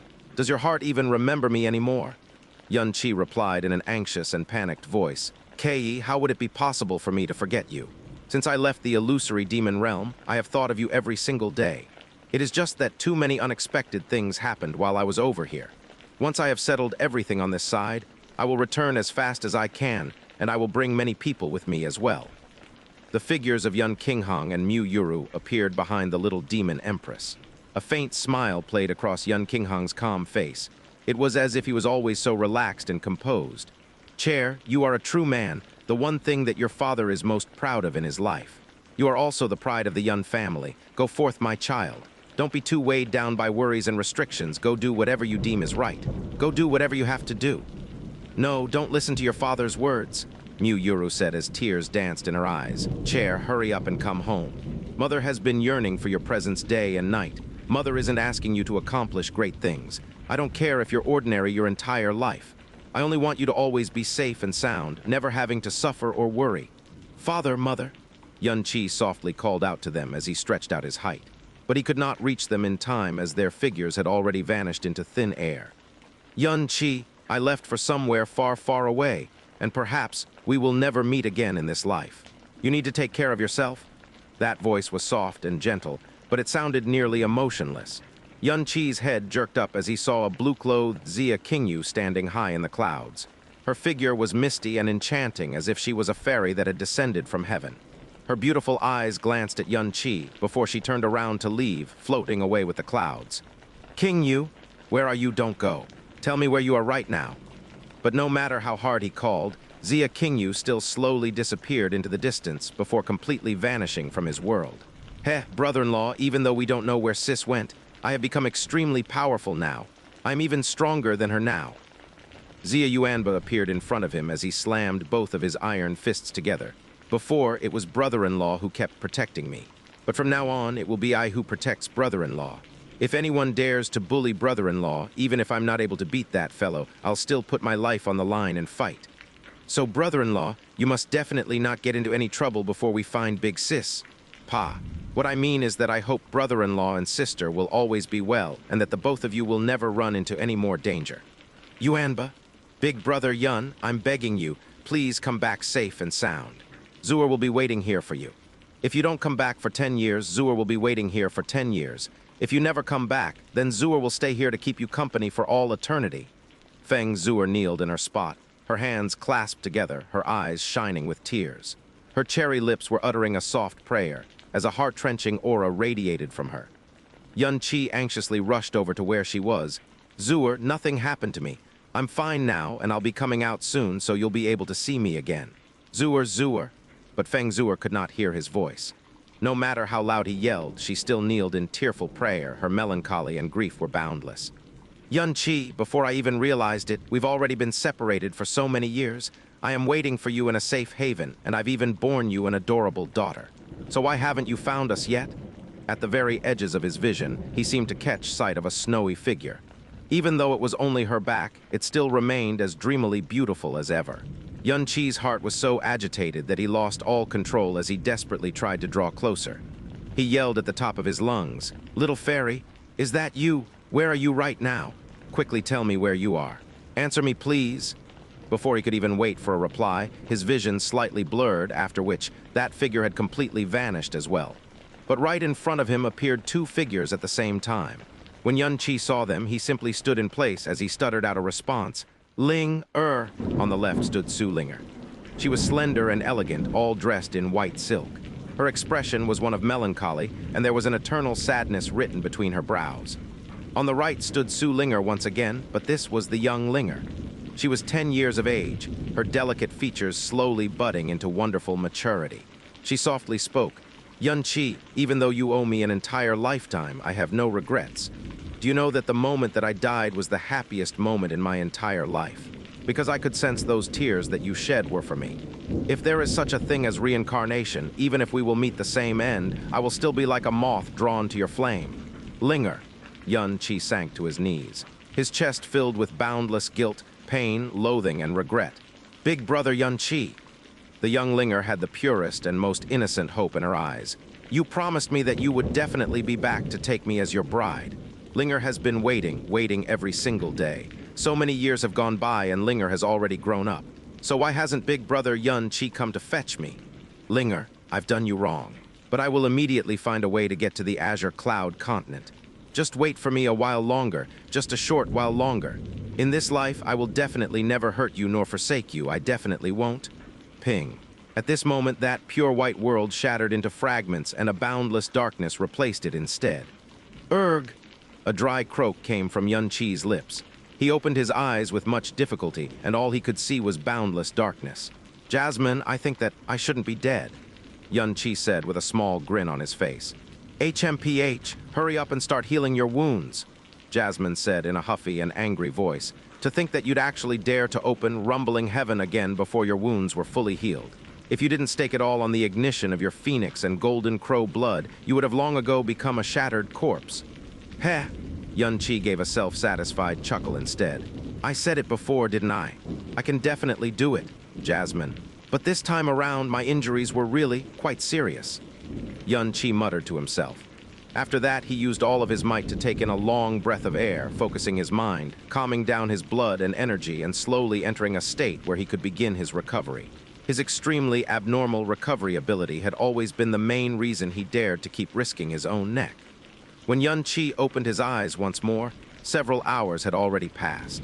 However, not only had he not fully recovered from his old wounds, he had suffered even more injuries since then. Even if Xianxia possessed the power of the Rage God and the body of the Dragon God, it was definitely impossible for him to completely recover in such a short period of time. But these few hours of rest had stabilized his injuries. Furthermore, he had lost so much blood that he felt extremely anemic at the moment. He had also encountered a very large obstacle when he tried to recover his strength. "I have only recovered about 40% of my strength, and if I want to fully recover, it will need a decidedly long period of time." Xianxia muttered to himself, but at the very least, his power was recovering faster than his wounds. "You opened the rumbling heaven gate twice in one day, and this severely exhausted your profound veins. The fact that you can somehow recover 40% of your strength is remarkable in and of itself. Even if you have the evil god profound veins, you will need at least half a month to make a full recovery," Jasmine said in a huffy and irritated tone. "Furthermore, you also ignited your Phoenix origin blood and Golden Crow origin blood. Even though it has been several years since you last ignited them forcibly like this, the damage inflicted was still very serious. So within this half a month, the power of your Phoenix flames will be cut in half, and the power of your Golden Crow flames will drop by roughly 30%. The price that you have paid this time is simply..." Jasmine's voice stopped as the complex feelings in her heart made it hard for her to speak. Xianxia sat up straight before he stood up once more. The movement caused wounds that covered his entire body to tear. It was so painful that Xianxia could not help but grimace. He stretched out a hand, and a flame ignited on top of it. Even though it was still a golden crow flame, its aura of destruction was indeed much weaker. "It doesn't matter. It's not like it won't recover forever. It will only take half a month." The flames went out, but Xianxia still had a relaxed smile on his face. "Compared to the result we obtained, the price I had to pay was simply insignificant." Before he had fainted, he had felt the 4 petals of the Netherworld Udumbara Flower being harvested by the power of the Sky Poison Pearl, Or else, how would he be able to faint in peace? An insignificant price? That is considered an insignificant price to you. Jasmine grew furious once more. Could it be that you do not know what you just endured? You were 1 inch away from your body and soul being annihilated. But right now, you actually still don't feel like it's anything much. Even though we didn't get the best result, we still managed to get 4 flower petals in the end. As for the process, why the hell do we need to care about it anymore? Xianxia was still smiling merrily, as if the Netherworld Udumbara Flower had not left the shadow of terror in his heart. Jasmine, don't you suddenly feel that I am way more awesome than you ever imagined? I have just accomplished a feat that you felt was absolutely impossible to do. You are really stupid. You're the biggest idiot. Jasmine yelled in frenetic fury. She sounded as if she hated that she could not come out of the sky poison pearl and give him a good walloping. Xianxia closed his eyes as he prepared for his consciousness to enter the sky poison pearl. But all of a sudden, he opened his eyes again as he suspiciously surveyed his surroundings. In order to counteract the terrifying soul-stealing ability of the Netherworld Udumbara Flower, he had used the Dragon God Soul, the Phoenix Soul, and the Golden Crow Soul. So in the end, he had used up so much energy that he had run empty. So the moment he woke up, it should not only be his power and his body that became frail, his mind should also be exceptionally frail and weak at this point of time. But at this moment, his mind was not only not muddled, it was actually exceptionally clear. What was even stranger was that his spiritual perception had originally been suppressed to an extremely small radius within the moon's slaughter devil nest. But right now, he could clearly feel the flow of energy within a radius of more than 30 meters. What was going on? Why did my mental power instead? However, he chose to focus all his attention on the Netherworld Udumbara Flower first. He did not give it much more thought as he focused his consciousness and entered the Sky Poison Pearl. In the world of the Sky Poison Pearl, Jasmine stood with her back facing him, a cold look on her face. On the small bed beside her, Hunger was snoring lightly after having eaten her fill. That gloomy purple light was especially eye-catching in this jade-green world. The 4 petals of the Netherworld Udumbara Flower were perfectly unharmed, and they were currently being surrounded by a thin layer of green light as they floated quietly in place. Even then, that purple light still shone clearly through it, but it did not affect Xianxia's soul in any way. It looks like its soul-stealing ability has been sealed by the Sky Poison Pearl, Xianxia said in relief as he drew closer. HMPH, what does that have to do with the Sky Poison Pearl? The moment the Netherworld Udumbara Flower was harvested, I was the one who sealed its hellish power so that it would not leak out anymore. Jasmine turned around, her face tilted to the side as she refused to look at him. Xianxia stared at Jasmine's tiny face and asked her with a shocked and doubtful look on his face, "Jasmine, your eyes seem a bit weird. Why do I get the feeling that you were crying before this? What nonsense." Jasmine's reaction was akin to cat whose tail had been stepped on, crying. Me, what a ridiculous thing to say. Jasmine's weird reaction caused Xianxia's eyes to be filled with suspicion. He redirected his gaze to the Netherworld Udumbara Flower once more and said in a sincere voice, 2 profound cores from a sovereign profound beast, more than 35 kilograms of purple vein divine crystal, and now we finally have the Netherworld Udumbara Flower as well. Jasmine, all the things that you needed have been gathered. So now you can begin to reform your body, correct? Or do you still need to fulfill any other conditions, such as a certain environment or some kind of external energy?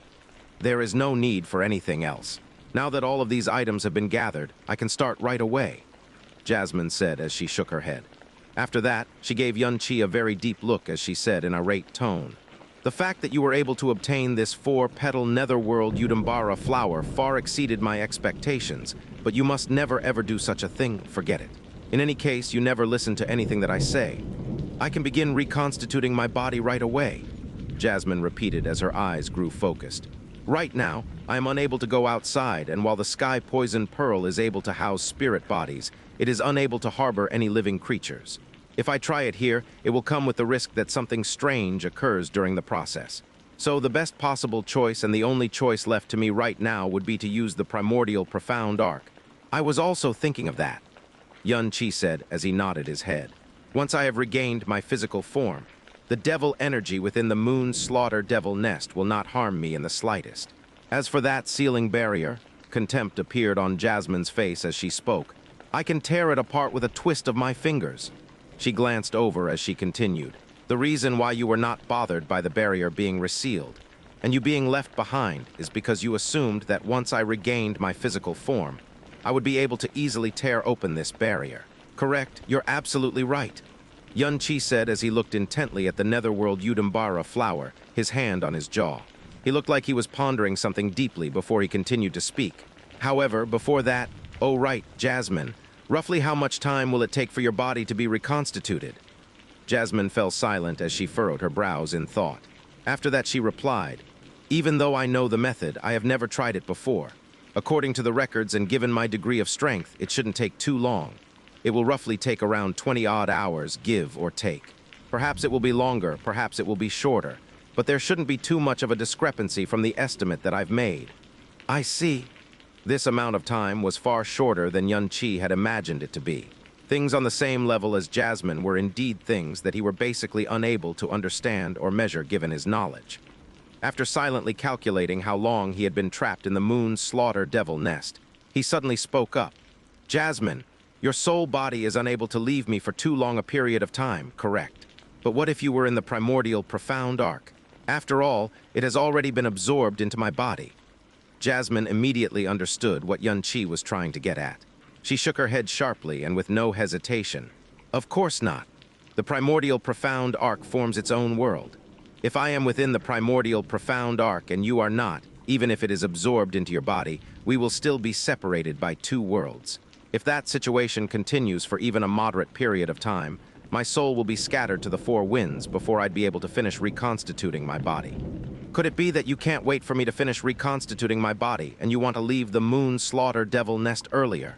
"Sort of," Xianxia said as he nodded his head. "I've already been here for 3 days.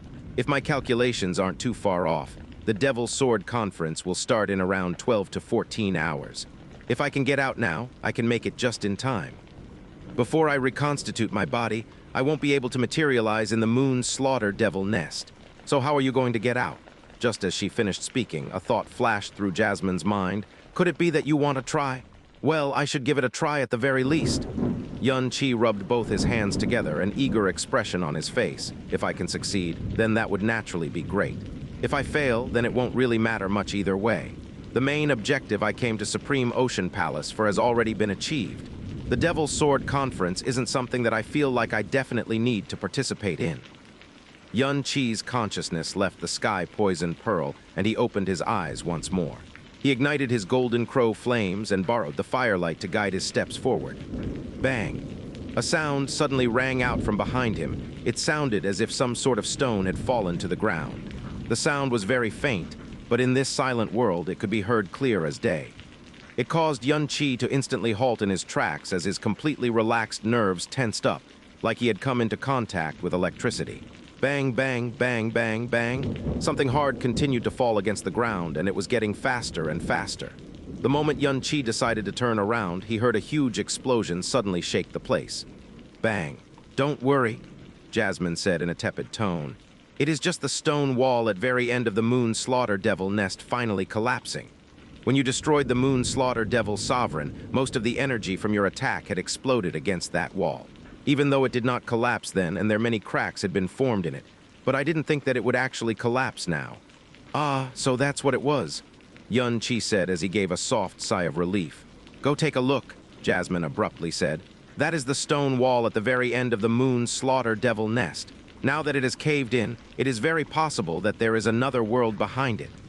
Xianxia moved forward as instructed. His footsteps were exceptionally cautious. At the same time, he caused the golden crow flames to burn even more intensely as they expanded the radius of his vision slightly. Crunch! A small sound rang out as he stepped on something that was scattered on the ground. Xianxia swiftly focused on what was below his feet, and he was astonished to find that he had stepped on a pile of black ash. This was what remained after the golden crow flames had burned up the body of the moon slaughter devil sovereign. But only part of it had become ash. There was also something that the golden crow flames could not incinerate. It was as hard and solid as a boulder. Xianxia did not pay any attention to it as he continued moving forward. He very quickly reached the point where the light of his flames shone on a pile of pitch-black rubble. Xianxia flung out his arm, pushing the golden crow flames in his hand forward. The moment the flames touched the ground, they shone even brighter, fully illuminating the path ahead. Half of the pitch-black stone wall that was at the end of the moon's slaughter devil nest had crumbled, shattered stones littering the ground. Beyond that wall lay a black hole that gave off the feeling of a deep abyss. The golden crow flames that he tossed near the wall clearly illuminated the entire outline of that black hole, but he could only see a dreadful inky darkness that lay beyond. He was not able to see what was inside at all. The golden crow flames were right next to the black hole, but their light could not penetrate into its interior. It seemed to Xianxia that even if the strongest light one could imagine came into contact with the world behind that stone wall, it would be swallowed up in an instant. That is, behind that wall there seems to be another dimension, Xianxia said in a low voice, and he found that he was unconsciously holding his breath. He suddenly thought of something. He was able to blast this stone wall open when he had pushed himself to his limits, but given the moon's slaughter devil sovereign's strength, perhaps he would have needed a longer time, but he definitely had the ability to blast it open as well. But before it had been struck by his sword blast, this stone wall had clearly been completely untouched. Could it be that, for an entire 10,000 years, the moon's slaughter devil sovereign had failed to discover the world that lay on the other side of the wall? Or was it that he was aware of it, but for some reason, he chose not to blast that wall open? Or perhaps that stone wall was constructed by the moon's slaughter devil sovereign in the first place. Xianxia's heart burned with a huge suspicion and an intense curiosity. He once again ignited a cluster of golden crow flames in his hand. After that, he began to stride forward, intending to approach that black hole and investigate just what kind of world lay behind that stone wall. But before his foot had even touched the ground, Jasmine suddenly shouted in alarm, "Don't approach that black hole! Immediately get back!" Xianxia's body froze before he immediately turned around and retreated by a good distance. "Jasmine, what's wrong? Is there something dangerous in that place?" Xianxia asked cautiously. "It is far more than merely being dangerous," Jasmine said in an extremely serious voice. "I finally know where the dark devil energy in this place is coming from." "So it's coming from inside that black hole?" Xianxia asked with sunken brows. "That's right, it lies behind that stone wall. To be able to release darkness energy of such a high level, whatever is hidden behind that wall is definitely extremely terrifying." Jasmine's voice grew more and more serious. He did not know if he was mishearing it, but Xianxia could sense fear and alarm shooting through Jasmine's voice right now. "Moreover, when I extended my senses into the interior of that black hole just now..." Jasmine's voice came to a sudden halt, and a long time passed before she finally exhaled faintly and continued. "I don't know how to describe what kind of feeling that was. Whatever it is, you need to leave immediately, and you must never ever approach this place again." Xianxia gave a grunt of assent as he continued to draw back. It was just that this time, his retreat was much more leisurely. He was only alarmed at that terrifying unknown existence that laid behind that stone wall. He was willing to repeatedly risk his life to obtain the Netherworld Udumbara Flower, but he would definitely not be so stupid as to risk his life for the sake of satisfying his meaningless curiosity. After he had retreated several steps, Xianxia turned around, but just as he was turning his body, he saw a faint shimmer of light flash across the corner of his eyes. Light. How could there be anything that reflected light in this place? After hesitating for a moment, Xianxia abruptly began striding forward at a quick pace. "What are you trying to do?" Jasmine asked in shock, as she thought that he intended to force his way into that world behind the stone wall. Once he was in the approximate location of where he saw that light being reflected, he stopped and began to slowly lower his body to the ground. In front of him lay the pile of ashes of that was all that remained of the moon's slaughtered devil sovereign. It was this pile of ash that had been unintentionally stepped on and scattered by him. Amidst the scattered ashes, there was a bizarre black light that was being reflected by the golden crow flames.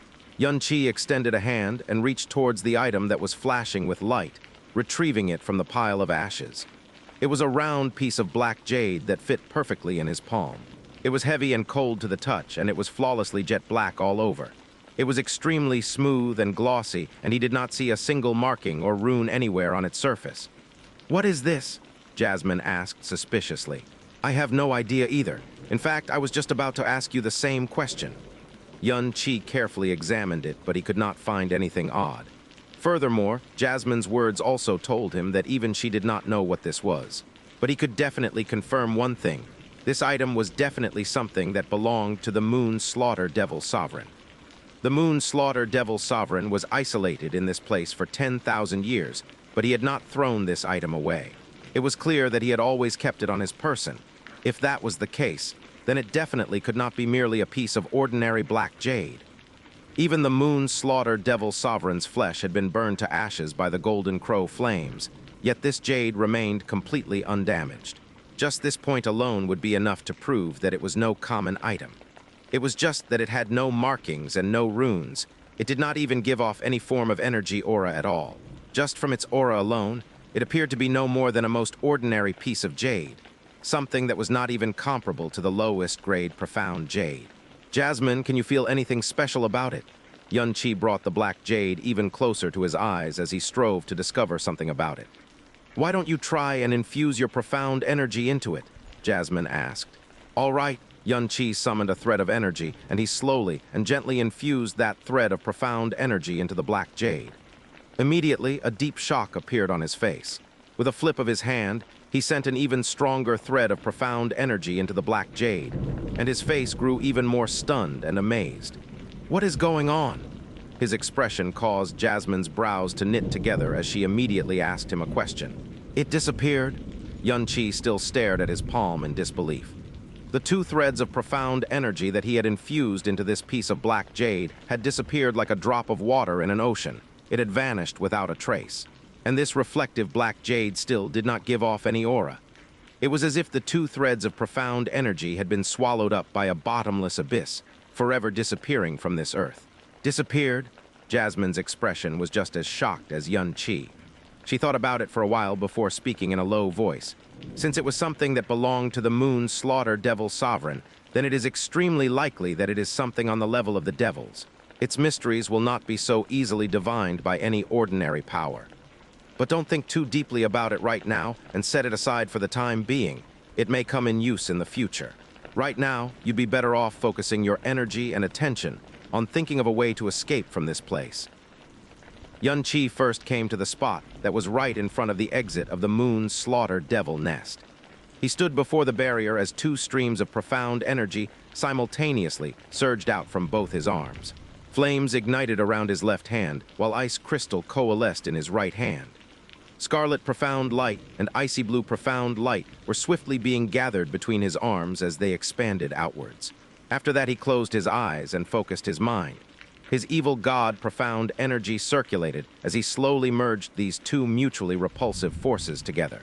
3 days ago, he had deliberately stayed behind in the Moon Slaughter Devil Nest that was surrounded by an extremely strong isolating barrier.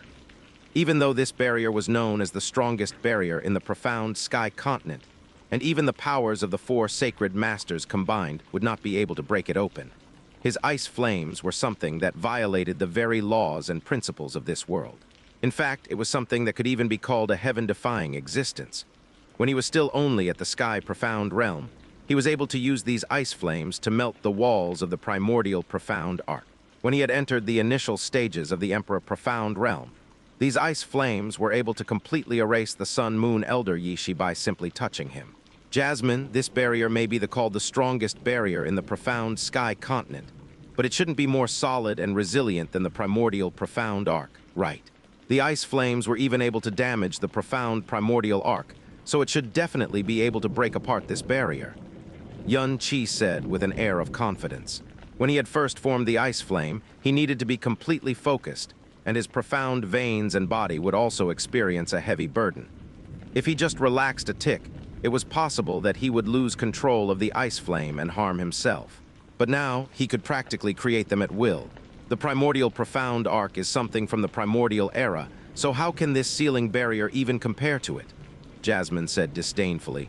But don't forget, you needed 6 whole months to create a breach in the walls of the primordial profound arc that you could use to exit, and you created nearly 1,000 ice flames in the process. Moreover, the walls of the primordial profound arc did not have the ability to repair themselves. So even though this sealing barrier is far weaker than the primordial profound arc, the moment it receives any damage, it will swiftly repair itself. So if you want to get out, you'll need to blast open a rather large hole. That's something I do know, Xianxia said as he gave a small nod of his head. But do you think that I can succeed? I don't know, Jasmine said without thinking, but after that she doubled back on her words. The so-called ice flame that you hold in your hands is something that basically violates all the principles and laws of the world. I had never even heard of such a thing before this.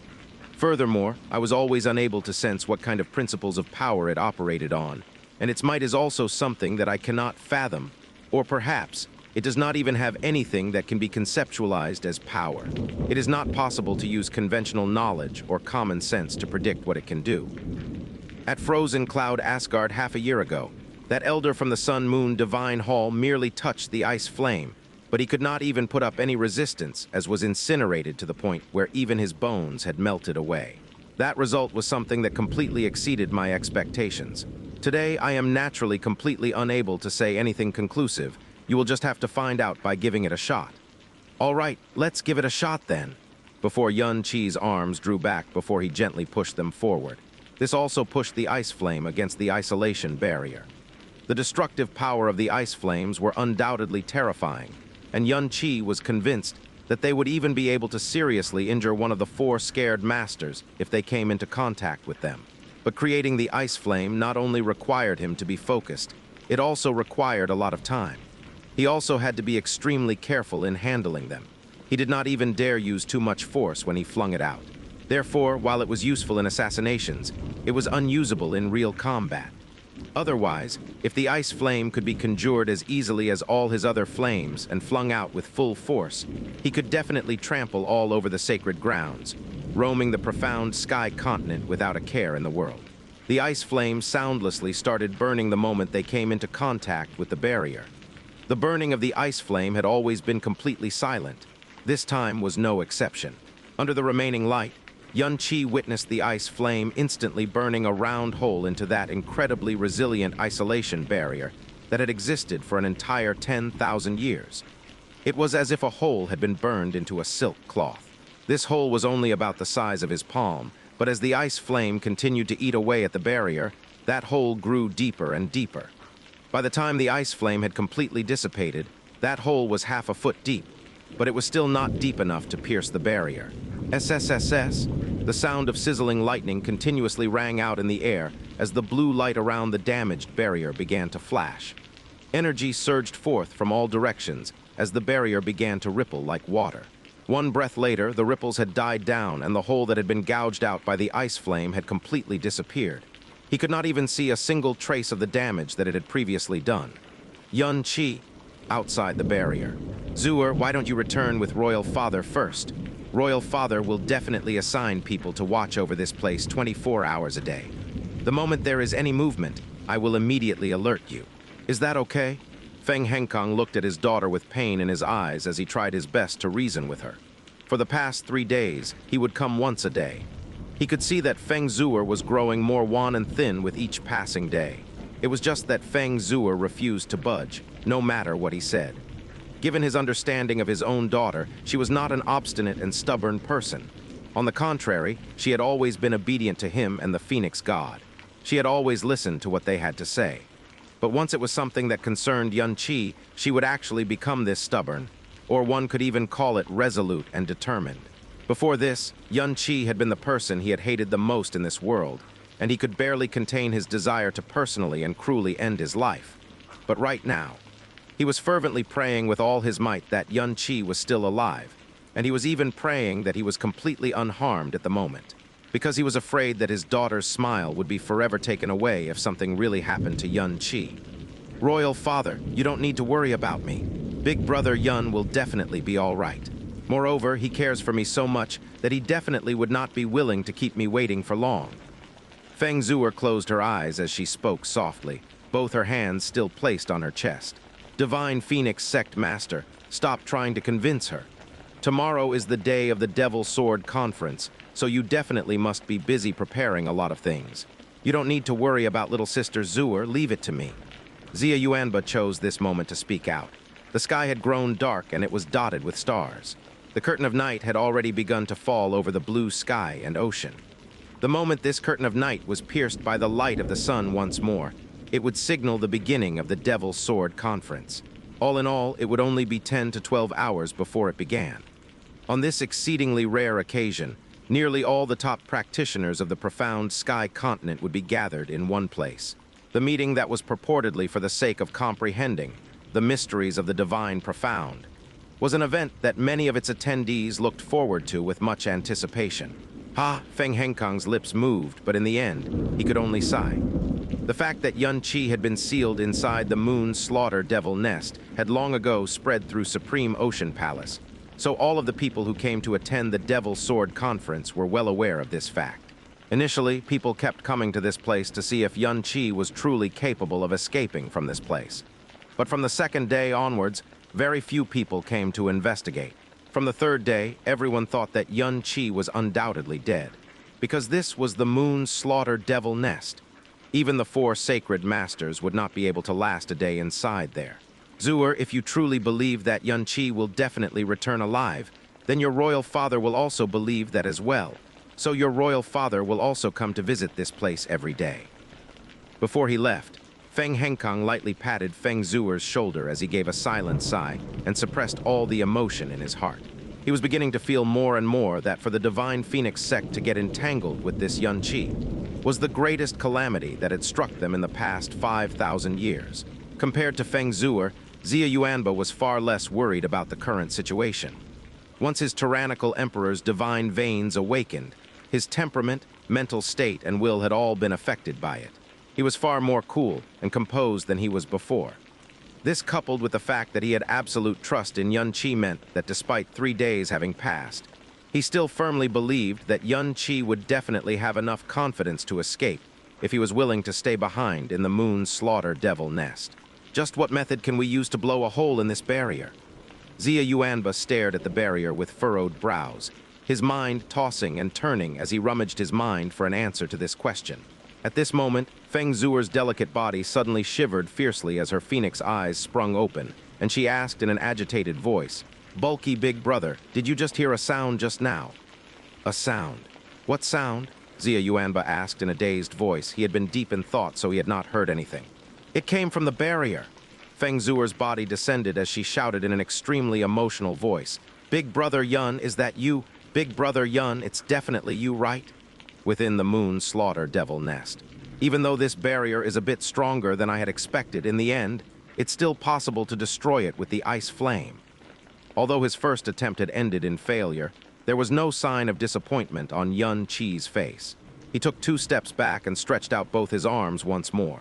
His left hand burned ablaze while icy energy congealed in his right hand. However, this time, he did not care about any injury he might receive. He circulated his profound energy to its strongest. The flames on his left started to burn even more intensely, while icy energy began to crazily gather at his right. Even after he had gathered those energies for more than 10 breaths, he still had not stopped. "You want to conjure up a huge ice flame?" Jasmine, who had noticed what he intended to do, spoke in a serious tone. "You're taking a completely needless risk right now. I won't need more than 1 or 2 days to reconstitute my body. Can't you even wait for this little bit of time? To once again go as far as to your wounds aren't even completely healed yet. Your profound veins are still running on empty. So to attempt to forcibly create such a gigantic ice flame right now, you are basically gambling with your life." "No." Xianxia shook his head, an extremely confident expression on his face. "If it was before, I'd indeed be gambling with my life. But right now, I am nearly 100% confident that I can pull this off." 100% confident? Where is this confidence even coming from? Jasmine asked suspiciously. "In the past, you have never even tried to conjure up such a huge ice flame, let alone trying to do it in your present state.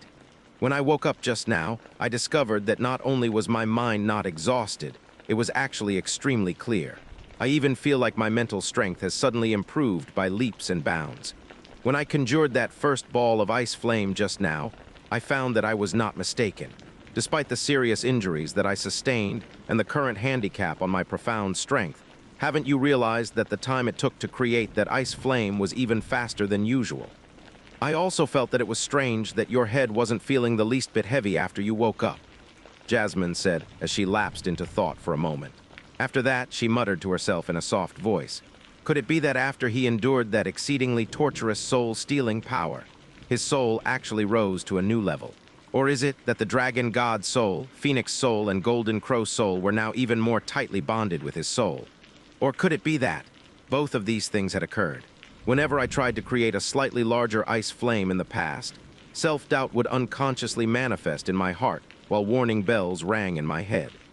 This caused me to feel like I had no chance of succeeding, and that if I did try to force the issue, it would only lead to disastrous consequences for me. But this time, even though I am clearly still hurt, I am not feeling any sense of danger or any self-doubt. On the contrary, my heart is cool and composed. Xianxia inhaled a deep breath before he drew back both of his hands as he slowly brought the extremely intense and strong fire and ice energies together and began to merge them. 15 minutes went by. Half an hour went by. This process had only finished once 45 minutes had passed. Xianxia opened his eyes, and an icy blue flame that was 1.5 feet tall silently burned in the center of his palm. To think that, Jasmine sucked in a small breath. Not only did the Netherworld Udumbara Flower not cause any permanent harm to your soul in the end, it actually gave it a huge boost of power. You truly are a freak.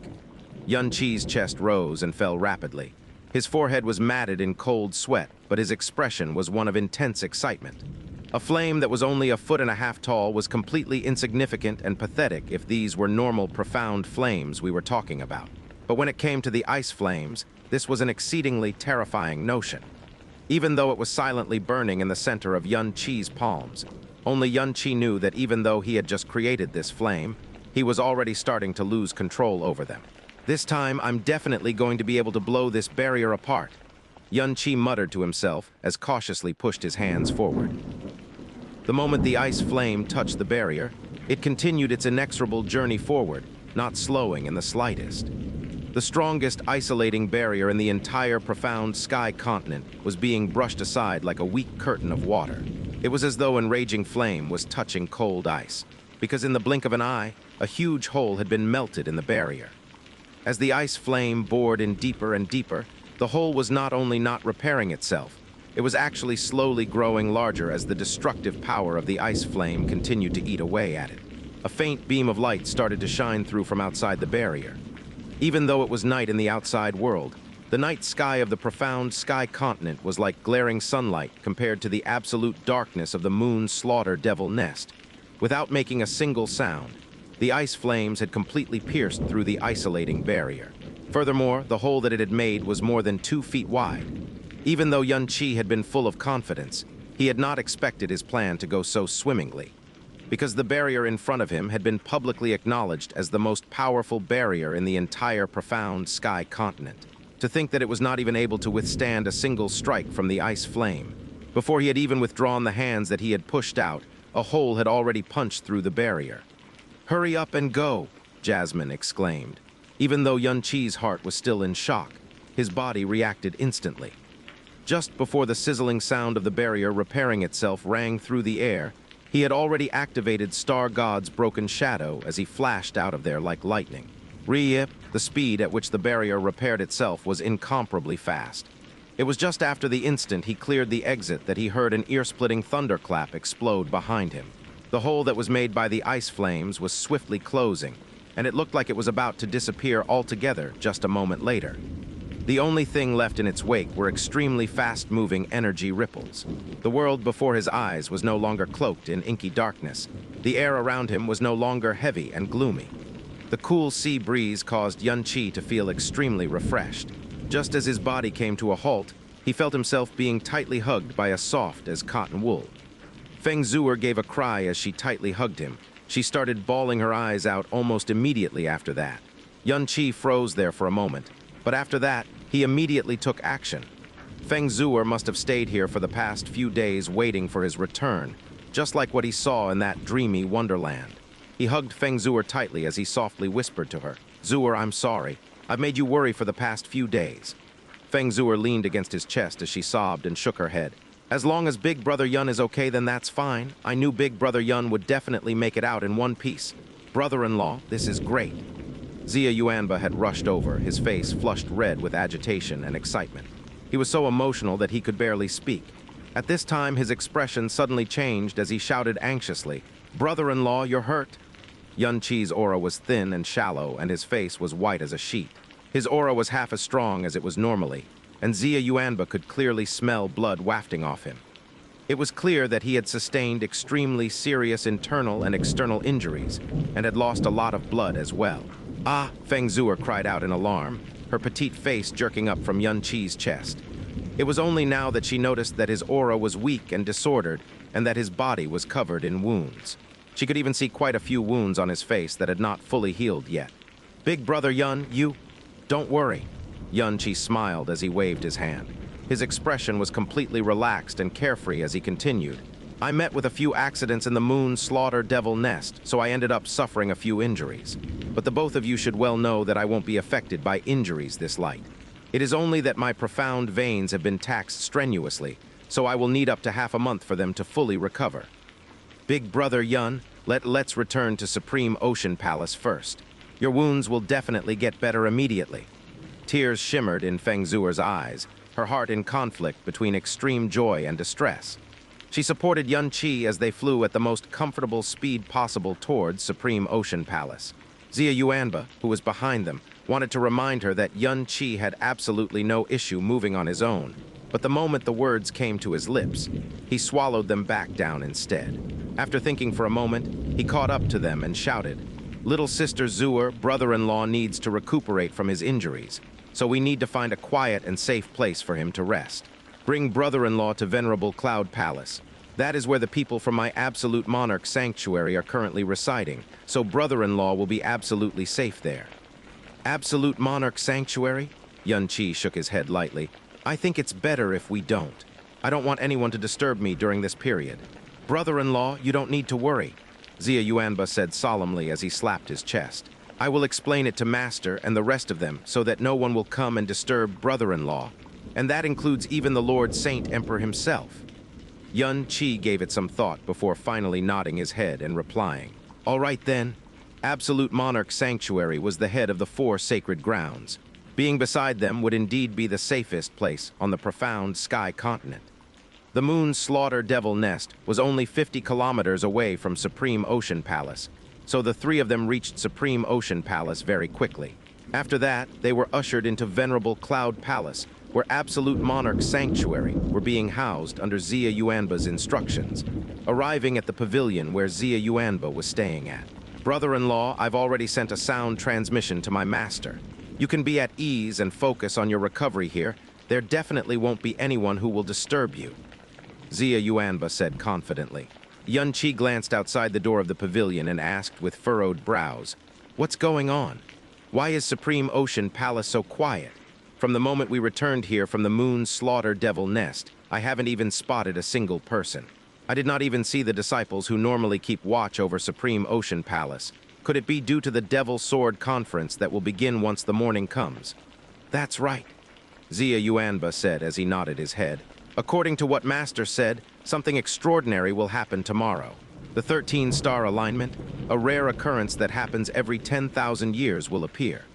When the appointed hour arrives, the natural yin energy on this world will start flourishing to its peak, and that will also be the time when the seal of the Devil's Sword will be at its weakest. And this is exactly why they chose to hold the Devil's Sword Conference tomorrow. Furthermore, the Devil's Sword Conference has been labeled as the most important event to happen in the profound sky continent for the past few thousand years, so everyone is ensuring that no mishaps happen. Due to this, no one is allowed to cause any disturbances in the 24-hour period before the Devil's Sword Conference begins. Furthermore, once it is 12 hours before the conference begins, everyone is required to stay within their own pavilions, and no one is allowed to go out." "Ah, so that explains it." Yun Qi's brows twitched as he muttered to himself. "So brother-in-law can recuperate in peace here. Before the Devil's Sword Conference begins, there definitely won't be anyone who will come and disturb your rest. Actually, even if I did not send out that sound transmission, even if Master and the rest knew that you had returned, they may not come at this extremely critical period of time to visit brother-in-law." "Big brother Yun, did you obtain the item that you wanted to get? Why did you sustain such serious injuries?" Feng Zhuo asked, her eyes filled with worry. As one of the few people who knew Yun Qi best, she also knew that Yun Qi's body was far more abnormal than a normal person. So for him to sustain such serious injuries meant that he had met with uncommon danger within the Moon Slaughter Devil Nest. I stayed behind in the moon slaughter devil nest in order to wait for the Netherworld Udumbara flower to fully bloom first before plucking it. But I did not realize that there was another extremely terrifying thing besides the Netherworld Udumbara flower that was hidden within the darkness. After he said those words, Xianxia suddenly felt his chest grow dull and heavy. His face suddenly flushed red as a large amount of fresh blood sprayed from his mouth.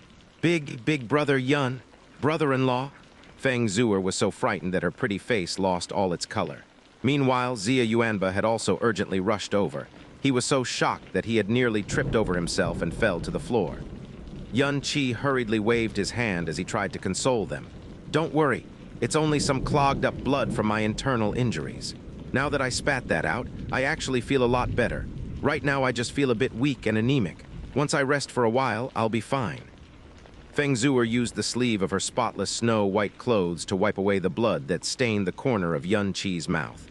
She anxiously exclaimed in a watery voice, "Then you should get some rest first, big brother Yun. Bulky big brother and I will keep watch over this place. Or how about we leave Supreme Ocean Palace right now and return to frozen cloud Asgard?" Xia Yuanba hurriedly said as well. "Then let me leave with the both of you as well. I'll wait till brother-in-law gets better before returning to Absolute Monarch Sanctuary." "No," Xianxia said as he shook his head. "Now is not the time for us to return. Since we are in Supreme Ocean Palace and the Devil's Sword Conference will begin once day breaks, it would be a waste for us to miss it. Brother-in-law, you're going to participate in the Devil's Sword Conference. But your injuries, don't worry, I'm only going there to be an onlooker. I won't be trying to break the seal on the Devil's Sword. And I believe that with the state I am in right now, no one will be so dumb as to force me to participate either," Xianxia said with a faint smile. Once he had heard about the true origins of the heavenly sin divine sword from the moon slaughter devil sovereign, the Devil Sword Conference, which he initially had little interest in, became an event that he could not afford to miss, because the heavenly sin divine sword was a true devil sword. Furthermore, there was the devil soul of a true devil sealed inside of it, and it was the devil soul of the moon slaughter devil sovereign's son at that. According to the moon slaughter devil sovereign's words, the devil's soul within should have been scattered to the four winds long ago.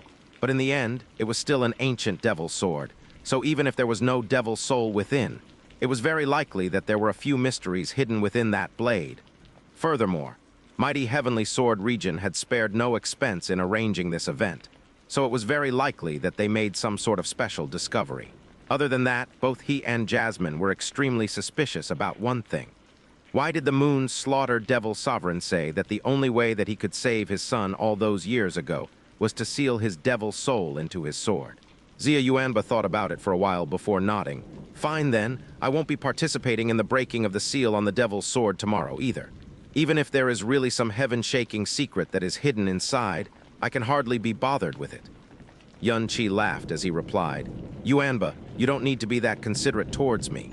All of the people who are within Supreme Ocean Palace right now are totally focused on the Devil's Sword Conference, so no one will have the time to come and find trouble with me."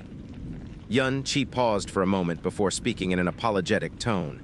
"Yuanba, Zhuo, I have something very important that I need to do right away.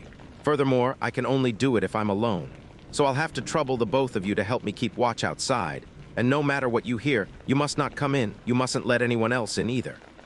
Shock appeared on the faces of Xia Yuanba and Feng Zhuo, but they did not ask Xianxia for any reasons or explanations.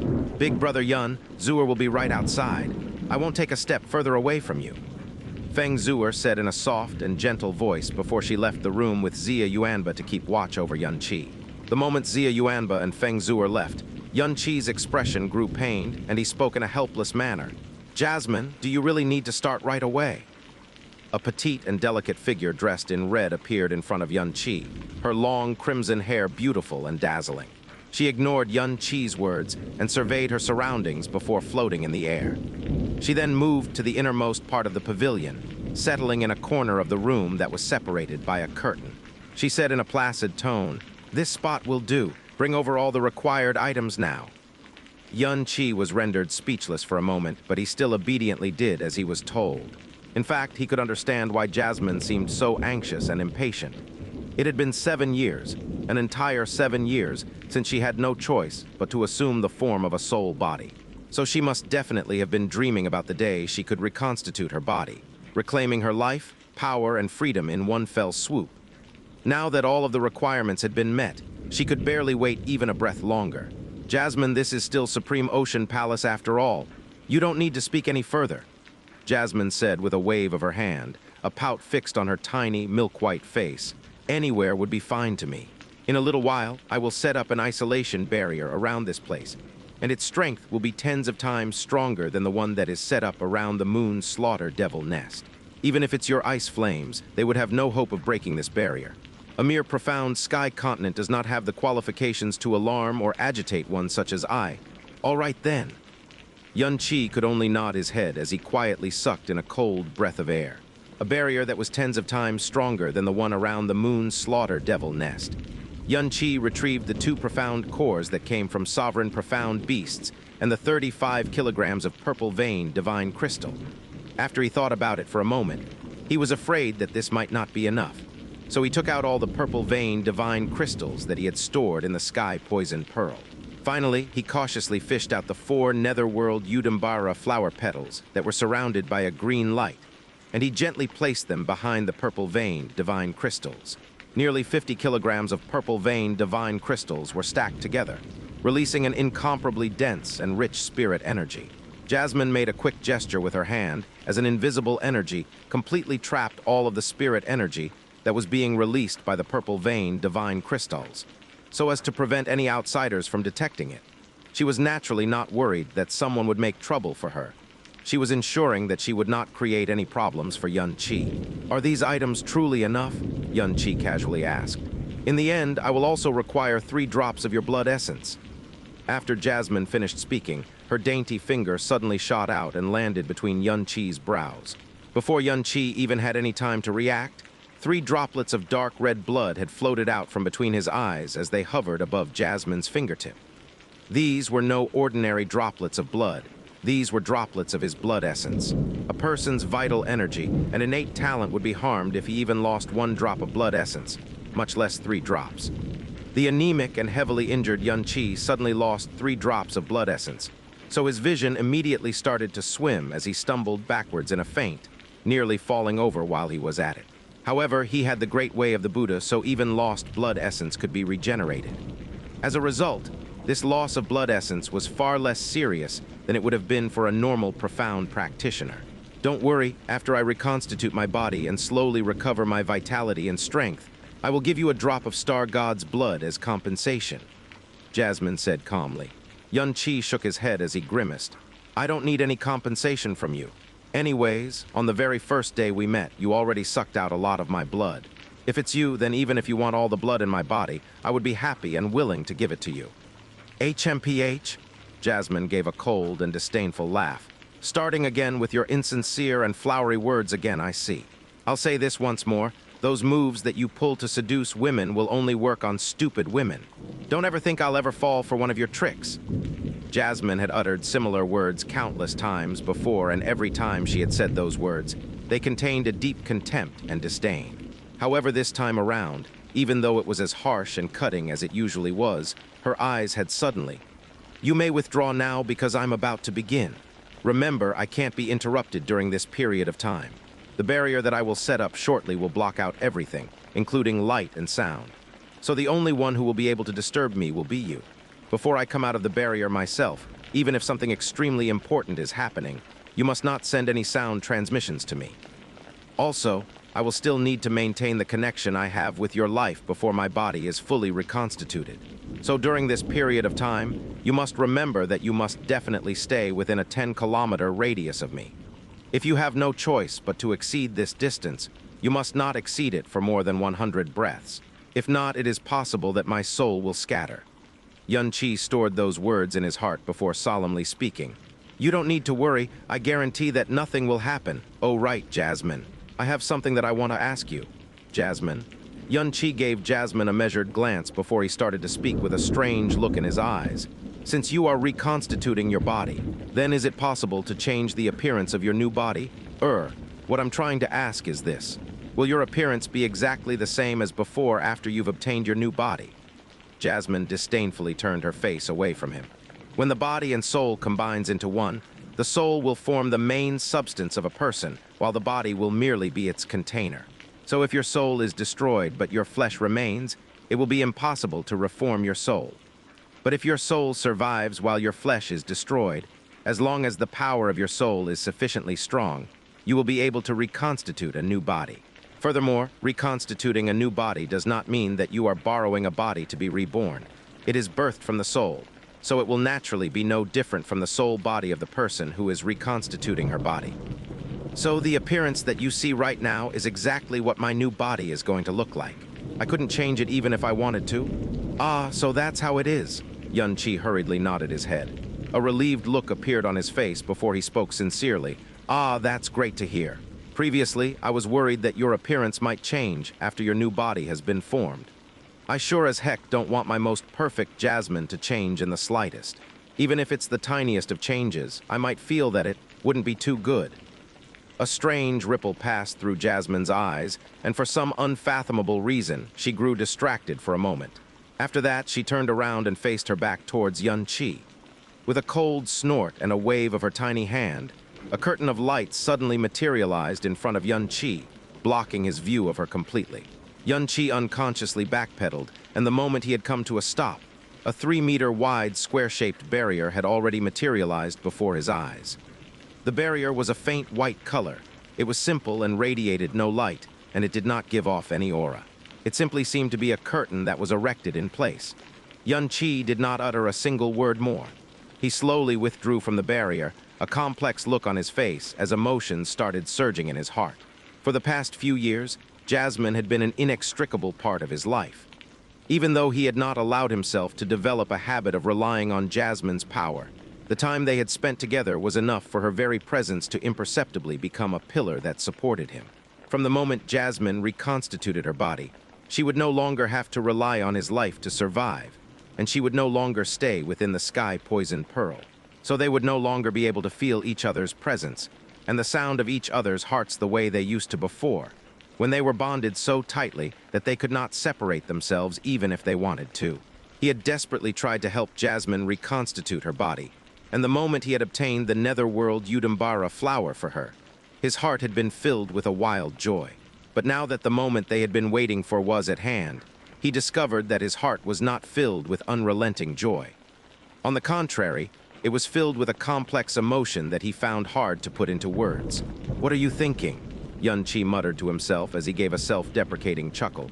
"Meeting Jasmine was the most fortunate thing to ever happen to me. Without Jasmine, I wouldn't be the person I am today, so how can I have such selfish thoughts?" Xianxia shook his head vigorously as he strove to clear his heart and mind of all distracting thoughts. He sat down and crossed his legs as he began to calm his heart and prepared to enter a state where he could focus on his recovery. At this moment, the back of his right hand shone with an icy blue light before the image of the frozen cloud celestial soul slowly appeared in the air. Xianxia grew shocked, a sound transmission that came from frozen cloud Asgard. He swiftly closed his eyes and concentrated, comprehending the ice soul sound transmission that came from the frozen cloud celestial soul. In a flash, his eyes shot open and he shouted as he jerked to his feet. What? Supreme Ocean Palace, under the cover of night. What did you say? Xianxia has returned. This report caused the Sovereign of the Seas, Cang Yue, to react with incredulous shock. She had sensed that there was something weird going on with the barrier around the moon slaughter devil nest, so she swiftly sent men to go investigate. But she never thought that she would receive such an amazingly shocking piece of news. Xianxia came back with Absolute Monarch Sanctuary's Xia Yuanba and the Divine Phoenix Sect's Princess Snow. Right now, he is at Venerable Cloud Palace. Even though no one came out to greet him, many people observed his return. So this news will definitely spread quickly. A green-robed elder of Supreme Ocean Palace reported all of this to the Sovereign of the Seas in a respectful tone. The Sovereign of the Seas, Cang Yue, pondered silently for a brief moment before speaking in a low voice. This sovereign personally held an audience with Xianxia a few days ago. Given his strength, there is no way he could survive in the moon slaughter devil nest for 3 days, and it is even less possible that he would be able to escape. But given the current state of affairs, it seems that the tales of his master Old Man Duocean were true after all. My Lord Sovereign, Since this affair involves the forbidden ground of our supreme ocean palace, should I immediately summon him to see you? No. The sovereign of the sea, Cang Yue, directly rejected that proposal before continuing in a bland voice. Even though this sovereign is extremely curious as to exactly what method he used to escape from the moon slaughter devil nest. The Devil Sword Conference is at hand, and we can brook no further disturbances or incidents. We will discuss this matter again once the Devil Sword Conference has ended. At the same time, in another corner of Supreme Ocean Palace. Father, this son has something to report. Xianxia has returned. Right now he is at Venerable Cloud Palace. This son saw it with his own 2 eyes. Oh. Xianxia Wenchen, who had been meditating, opened his eyes as he briefly slanted his face to the side. No shock crossed his face, and he only gave a mild laugh as he replied. Then that is truly the best news I've heard in a while. I was regretting the fact that we would miss a grand spectacle at the Devil Sword Conference tomorrow. But now that things are the way they are, this regret can be forgotten. Father, aren't you at all curious as to how he escaped from the Moon Slaughter Devil Nest? Xianxia Wenchen asked with a mystified expression on his face. From the moment he entered the Moon Slaughter Devil Nest up till now, it has been more than 80 hours, so how exactly did he escape from there alive? Moreover, that barrier is something that even Father is not able to do anything about, but he could actually. There is no need. Xianxia Wenchen said in a grave tone. In 10 hours, the Devil Sword Conference will convene. I have been waiting and preparing for this day for the past 1,000 years. Now that the time is finally at hand, we cannot make any errors. A momentous event draws near. Yes, it is this son who has reacted impulsively and recklessly. Xianxia Wenchen hurriedly bowed his head before cautiously continuing. Then do we need to send anyone to keep an eye on Xianxia? There's no need. Xianxia Wenchen's brows sunk by a fraction. His eyes were as calm as still water, but one could see a dreadful cold light glinting in its depths. On the contrary, don't give him even the smallest reason to feel suspicious at all.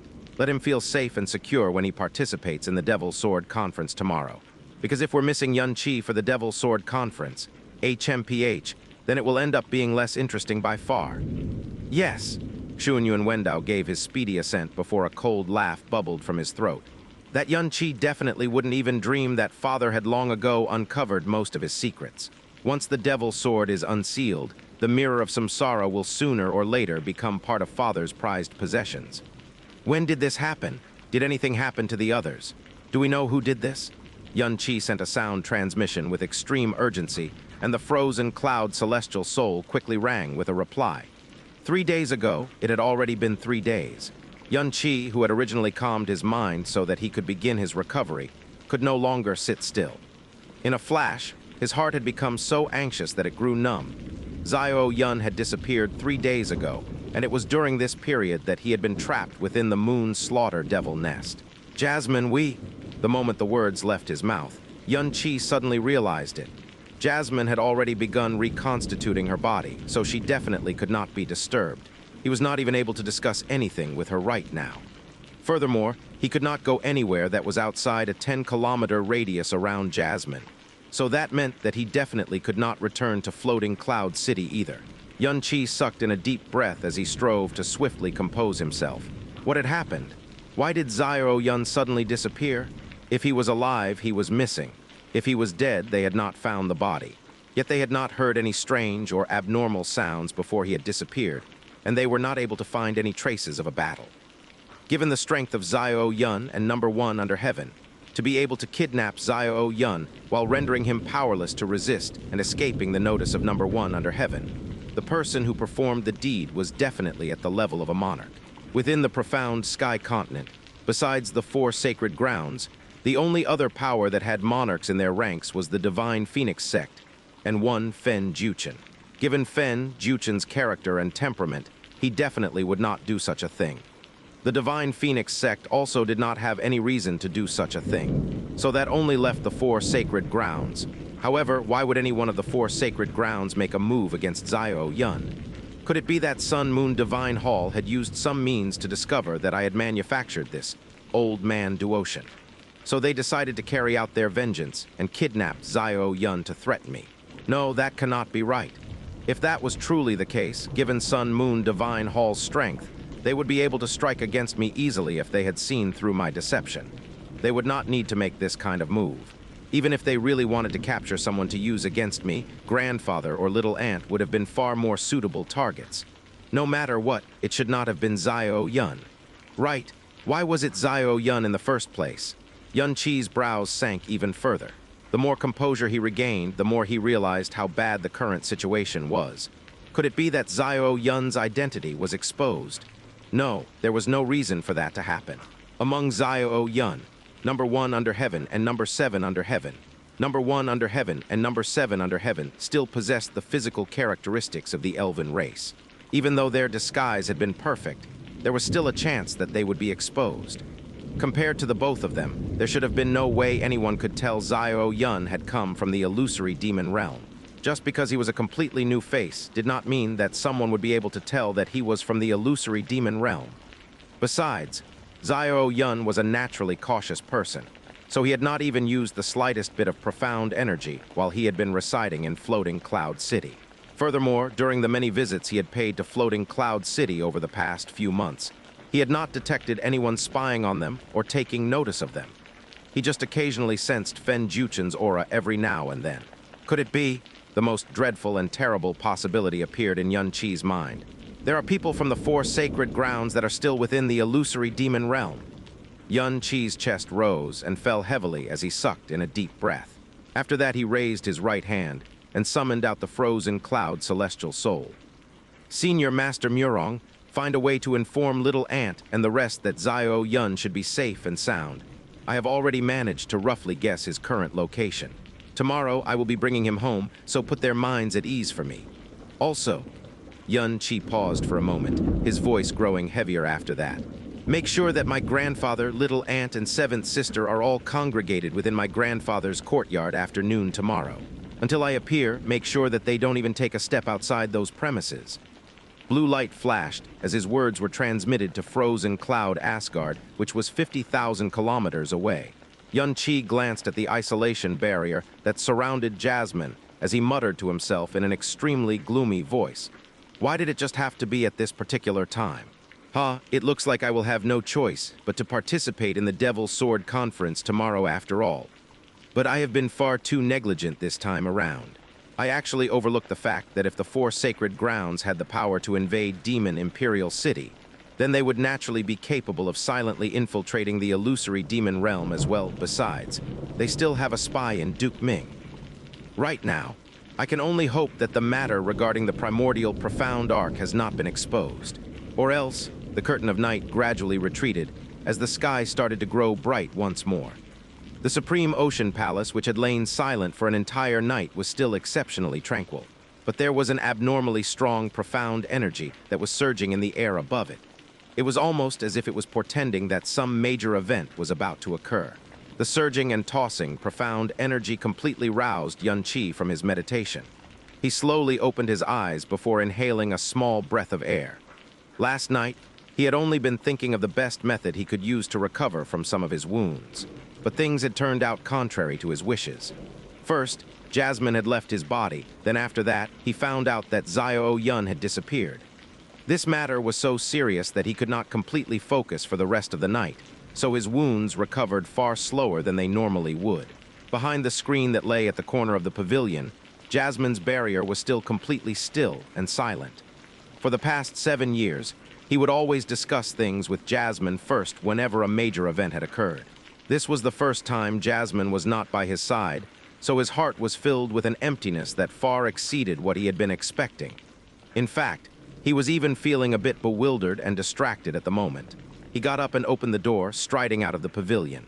The first thing he saw was Feng Zuer and Xia Yuanba, who had kept watch all night. "Big brother Yun, have your injuries gotten better?" Feng Zuer drifted close to him like a floating flower as she asked in a concerned voice. "Amen, they've gotten much better," Yun Qi said as he surveyed his surroundings.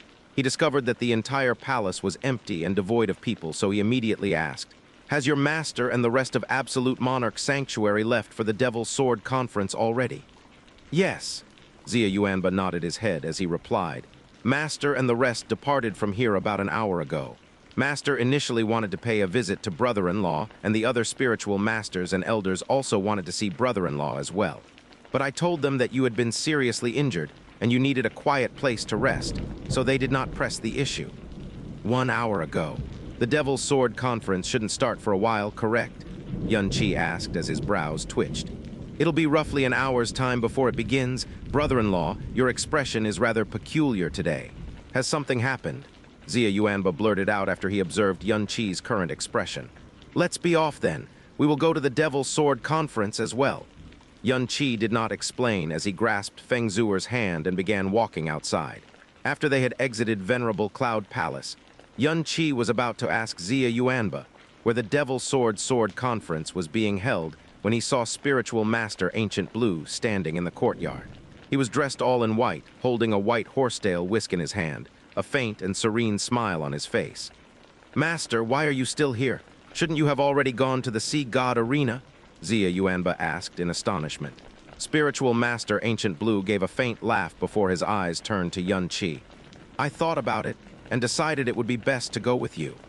Little friend Yun, it looks like your injuries are indeed serious, and your profound energy has greatly weakened as well. But it is good that your wounds have already stabilized, and it will only require a period of quiet convalescence for you to fully recover. During this Devil's Sword Conference, you should just play the role of an observer. There is no need for you to force yourself into action. Xianxia strode forward as he replied, I thank Senior Ancient for his concern. Because I am currently injured, even though I am staying within Venerable Cloud Palace for a while, I have not yet been able to visit all the seniors from Absolute Monarch's sanctuary, so I'll have to ask for your forgiveness in that regard. It matters not.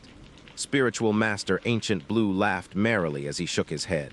He did not probe into how and why Xianxia had sustained those wounds, and how he had been able to escape from the moon's slaughter devil nest alive. He raised his head slightly to look at the sky. In about an hour's time, the mysterious phenomenon of all 13 stars aligning will appear in the blue dome of the heavens. This will also be the most critical period of time when it comes to the matter of unraveling the mysteries of the Devil's Sword.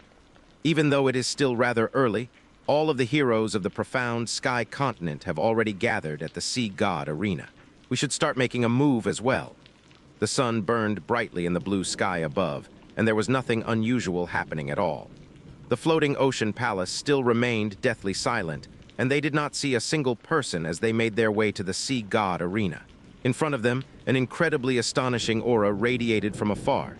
That was definitely the Sea God Arena where all the peak powerhouses of the profound sky continent were gathered. It was also the place where the Devil's Sword Conference was being held. It was roughly 6 to 7 kilometers away from their current location. This distance somewhat comforted Xianxia. Oh, so it is Senior Ancient. Just as the four of them had taken to the air, they heard a clear and bright voice ring out from their right. A young-looking man who was dressed in green appeared. He was of average build, and his looks were ordinary. It could be said that this man did not possess a single distinctive feature. His profound strength aura placed him at the latter stage of the Tyrant Profound realm. But even in this supreme ocean palace that was filled with strong individuals, his countenance was still filled with an unrestrained pride and haughtiness. He unhurriedly took to the air and flew towards them. He arrived in front of Spiritual Master Ancient Blue as he cupped his hands and greeted him. This junior greets you. Ah, so it was the young sword master. Spiritual Master Ancient Blue gave an imperceptible nod of his head as he replied in an admiring voice. I haven't seen you in just slightly over a decade, but the cultivation of the young sword master has actually improved to this extent. Your esteemed father must definitely be satisfied with your progress. The three words, young sword master, caused Xianxia and Xianxia's brows to twitch. The young master of the mighty heavenly sword region, Cang Yue. Ha ha ha ha. The young man only gave a great laugh before he replied. The praise of Senior Ancient Blue causes this junior to feel extremely ashamed. Compared to your disciple junior brother Xia, Junior's cultivation is like the weak glow of a firefly against the light of the luminous moon. It's not even worth mentioning. Even though his words were modest and self-deprecating, his tone was still filled with a haughty arrogance. His eyes swept across Xianxia, Xianxia, and Feng Zuer, and his smile deepened even further. Absolute Monarch Sanctuary's Xianxia, Divine Phoenix Sex Princess Snow, and Frozen Cloud Asgard's Xianxia. Your names have shaken the profound sky continent, and you are publicly acknowledged as the three strongest people of the young generation. This humble Cang Yue of mighty heavenly sword region has long been fascinated by the three of you, and I never thought that I would be able to see all of you at the same time today. It has truly been my lucky day." Xia Yuanba shuffled forward, and he was about to exchange pleasantries with Xuanyuan Wendao, but it was as if Xuanyuan Wendao had not seen his actions.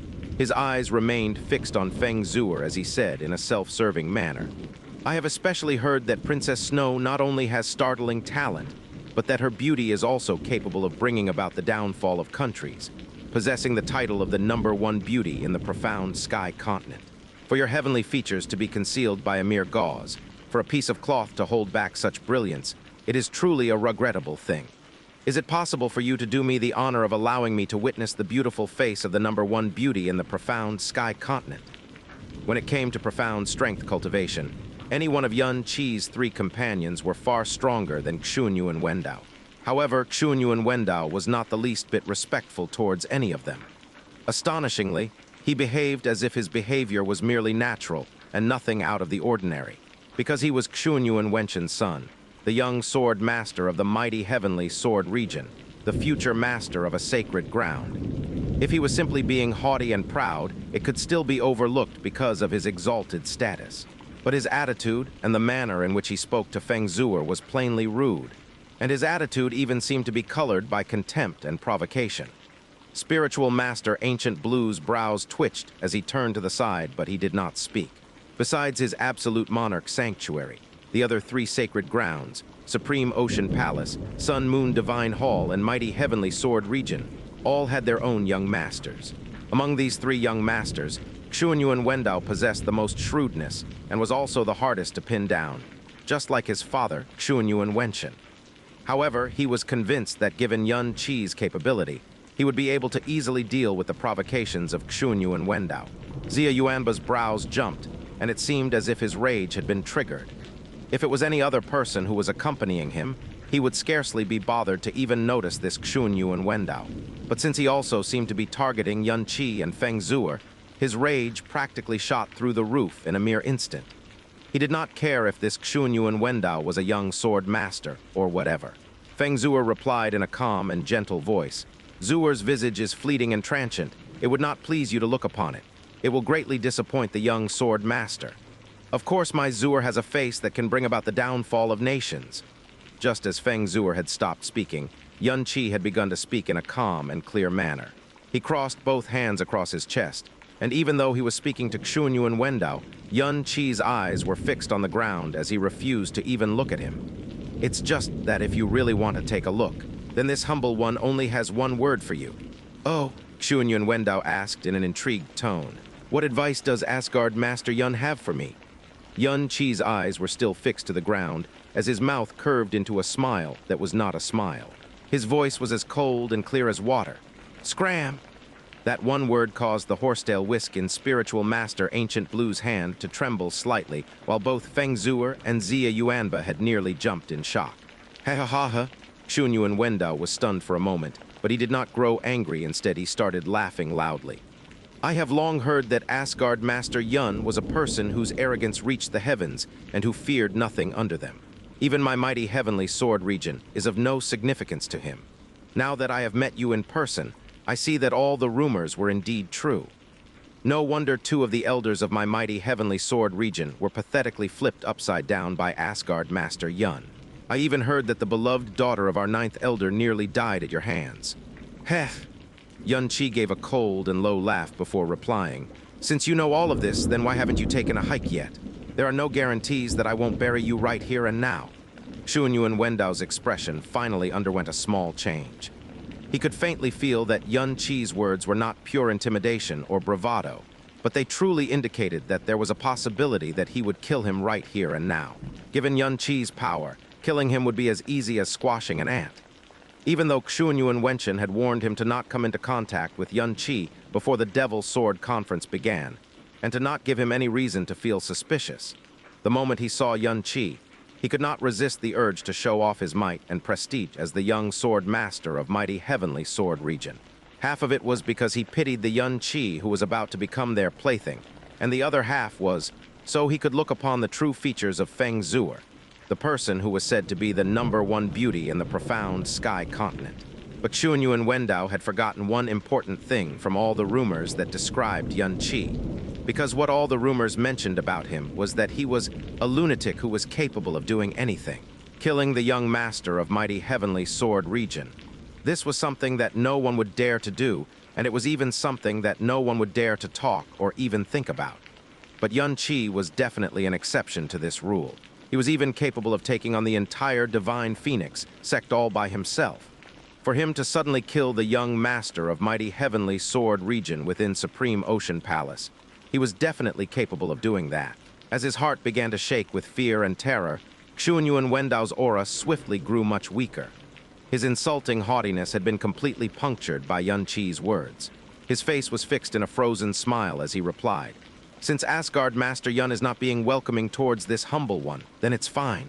Farewell." It was clear that Xianxia and Wendao had been terrified, because when he faced Xianqi's words and his faint killing intent, Xianxia and Wendao, who was normally not even afraid of the four holy masters, did not even dare to say anything nasty before he left. He was afraid of provoking a lunatic like Xianqi, who did not follow any of the rules of common sense. Xianxia and Wendao had flown a good distance away before he turned around and said in a bland voice, "Asgard Master Yun, I also forgot to congratulate you on making it out of the moon slaughter devil nest alive, because it would truly be a pity if you missed this Devil Sword Conference as a result. I believe this Devil Sword Conference will be one of the most unforgettable events of your life." Xianxia and Wendao's expression instantly turned sinister the moment he turned his face away. He viciously muttered to himself, "This young master has lived for so many years, but I have yet to see a fellow as arrogant as he is. Xianqi, this young master originally held some pity in his heart towards you, but since you are actively courting death, this young master will be generous enough to personally bestow upon you the fate you so richly deserve." Xianxia and Wendao pathetically left the scene after that. Xianxia asked Xianqi in a shocked voice, "Brother-in-law, is there some grievance between him and you?" Spiritual Master Ancient Blue also turned his face towards them. Xianqi gave a deep sigh before slowly shaking his head. "Let's make our way to the Sea God Arena first. You will very soon understand exactly what is going on." "Ah," Xianxia nodded his head before exclaiming, "Brother-in-law, that person is the young master of mighty heavenly sword region, a future master of a sacred ground. I reckon that brother-in-law is the only person on this earth who would dare speak to him in such a way. Moreover, I could sense that brother-in-law truly wanted to take action and kill him just now." "Let's be off," Spiritual Master Ancient Blue said. "From the aura that is radiating from our destination, I can sense that most of the heroes of the realm have already gathered in that place. So even if we arrived now, we would still be rather late." The platform, otherwise known as the island. It was named in such a way because it floated in the heart of Supreme Ocean Palace. It was a floating island which was hovered higher than all the other floating islands. This place was normally a testing ground where the disciples of Supreme Ocean Palace would compete against one another. But because it had been chosen as the place where the Devil Sword Conference would be held, they had started preparing this place months in advance. The Sea God Arena was surrounded by tens of thousands of seats. These seats were not truly erected and fixed to the ground. Instead, they were floating in place. Even though they hovered in the empty air, they were supported by some invisible force, and they were stable and unmoving.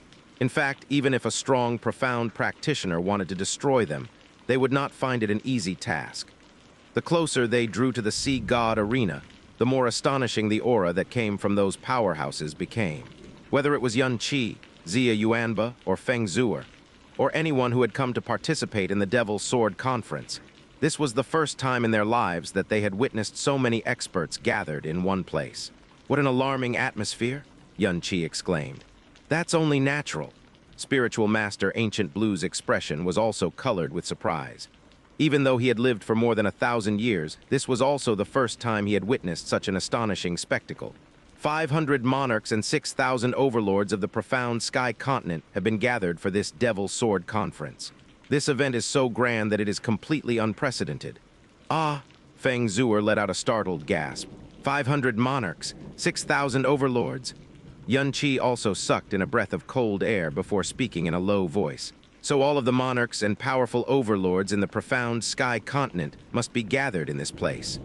Before he had reached the level of monarch, he had definitely never imagined and would never have believed that there were actually 500 monarchs in the profound sky continent, individuals who represented the very peak of power within the land. That is right. Xianxia nodded his head. Almost all of Absolute Monarch Sanctuary's monarchs and overlords who are at the 6th level and above have gathered here today. There are only 3 lower-ranking elders who stayed behind to guard our sacred ground. The other sacred grounds have more or less made the same arrangements. The Divine Phoenix sect should also have mobilized all of their monarchs. Even little sister Zuer's great-grandfather has come to this place. Great-grandfather? Xianxia's face was shocked.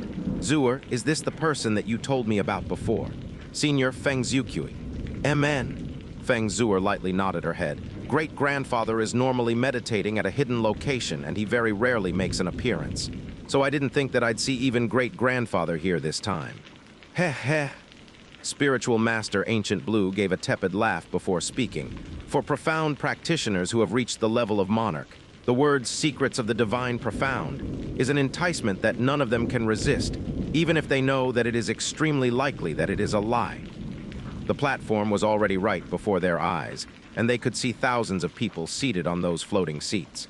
Even the most unimpressive individual in this group was someone who was able to shake the heavens and the earth if they were among the 7 nations. Little friend Yun, the seats of the Devil Sword Conference are organized according to the powers and groups who are gathered here. You have come here on representing Frozen Cloud Asgard, but you have come here by yourself, and to sit by yourself would simply be too cold and cheerless. So would you like to sit with our Absolute Monarch Sanctuary? Spiritual Master Ancient Blue said with a faint laugh. Xianxia thought about it for a split second before nodding his head appreciatively. Then this junior gladly accepts your invitation. Zuer, I'll be sitting with Yuanba over where the people of Absolute Monarch Sanctuary are seated later.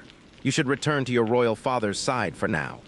Xianxia turned towards Feng Zuer as he spoke, his words causing both Xianxia and Spiritual Master Ancient Blue to wear shocked looks on their faces. Ah, but I want to be with Big Brother Yun, Feng Zuer said in a mystified voice. I know, Xianxia replied with a faint smile, but you are still a member of the Divine Phoenix sect after all, and you are even the Divine Phoenix sect's most important Princess Snow. The Devil's Sword Conference has gathered all of the strongest profound practitioners and powers within the profound sky continent. If you are seen sitting with another power by all of these people, it will definitely cause the Divine Phoenix sect to lose face, and the mood of your royal father and all your clansmen will definitely be affected. So, Xianxia's words sounded perfectly reasonable, so Feng Zuer was momentarily left at a loss. But after that, she cheerfully smiled and said, I'll listen to Big Brother Yun. Big Brother Yun isn't only good to Zuer, but he also thinks of Zuer's sect as well. If Royal Father and the others hear about this, they will definitely be very moved as well. The 4 of them quickly flew to the Sea God Arena. Feng Zuer detected and followed the Phoenix auras that were radiating from the seats, and she very quickly found the Divine Phoenix sect. She descended to them and sat at Feng Hengkong's side. Under the direction of Spiritual Master Ancient Blue, Xianxia was seated among the people of Absolute Monarch Sanctuary. He sat with Xianxia in the very last row. As expected, the 3 of them had instantly drawn the attention of all the strong individuals that were gathered there. The one who drew the most attention of all was Xianxia. Under the riveted gazes of all who were present, the entire gathering instantly fell silent. There were over 500 people from Absolute Monarch Sanctuary who were seated with him.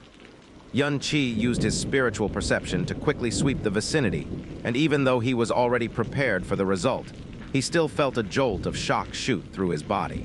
If he did not count Xianxia within these 500-odd people, there were actually still 163 monarchs among them. The other 400-odd people were all overlords who were at the 7th level or above. This was the Absolute Monarch Sanctuary, who was not only the head of the 4 sacred grounds, but also had a legacy which had lasted for 10,000 years. It would require at least 6 or 7 guardian families of the illusory demon realm to combat just one Absolute Monarch Sanctuary. After Spiritual Master Ancient Blue had taken his seat, the first row was filled with just 12 people. Every single one of these 12 people were dressed similarly. All of them had white hair and white beards. They all held a horsetail whisk in one hand. All of them exuded extremely robust and mighty auras, especially the 3 who were seated in the very center of the first row. When Xianxia's spiritual perception came into contact with the auras of these 3 people, It felt as if he had been drawn into a boundless ocean, a vast expanse whose limits he could not see. These 3 people, the 12 people who are seated at the very front, are the 12 spiritual masters of our absolute monarch sanctuary. After Xia Yuanba noticed the direction of Yun Qi's gaze, he bent down and whispered in his ear. The 3 people seated in the very center are the ones that I mentioned before. Spiritual Master Bitter Agony, Spiritual Master Nine Lamentations, and Spiritual Master Detached Heart. The 3 other level 10 monarchs that exist within Absolute Monarch Sanctuary other than the Lord Saint Emperor. Yun Qi faintly nodded his head and said, experts who are at this level have profound energy that is as fierce as lightning and as strong as mountains. But it seems like the powerhouses who belong to Absolute Monarch Sanctuary are a different breed from the rest. That is because the core of our Absolute Monarch Sanctuary's profound art is something called the Sacred Heart. The mightier your profound strength is, and the more you comprehend that profound art, the fewer worldly desires and passions you will have.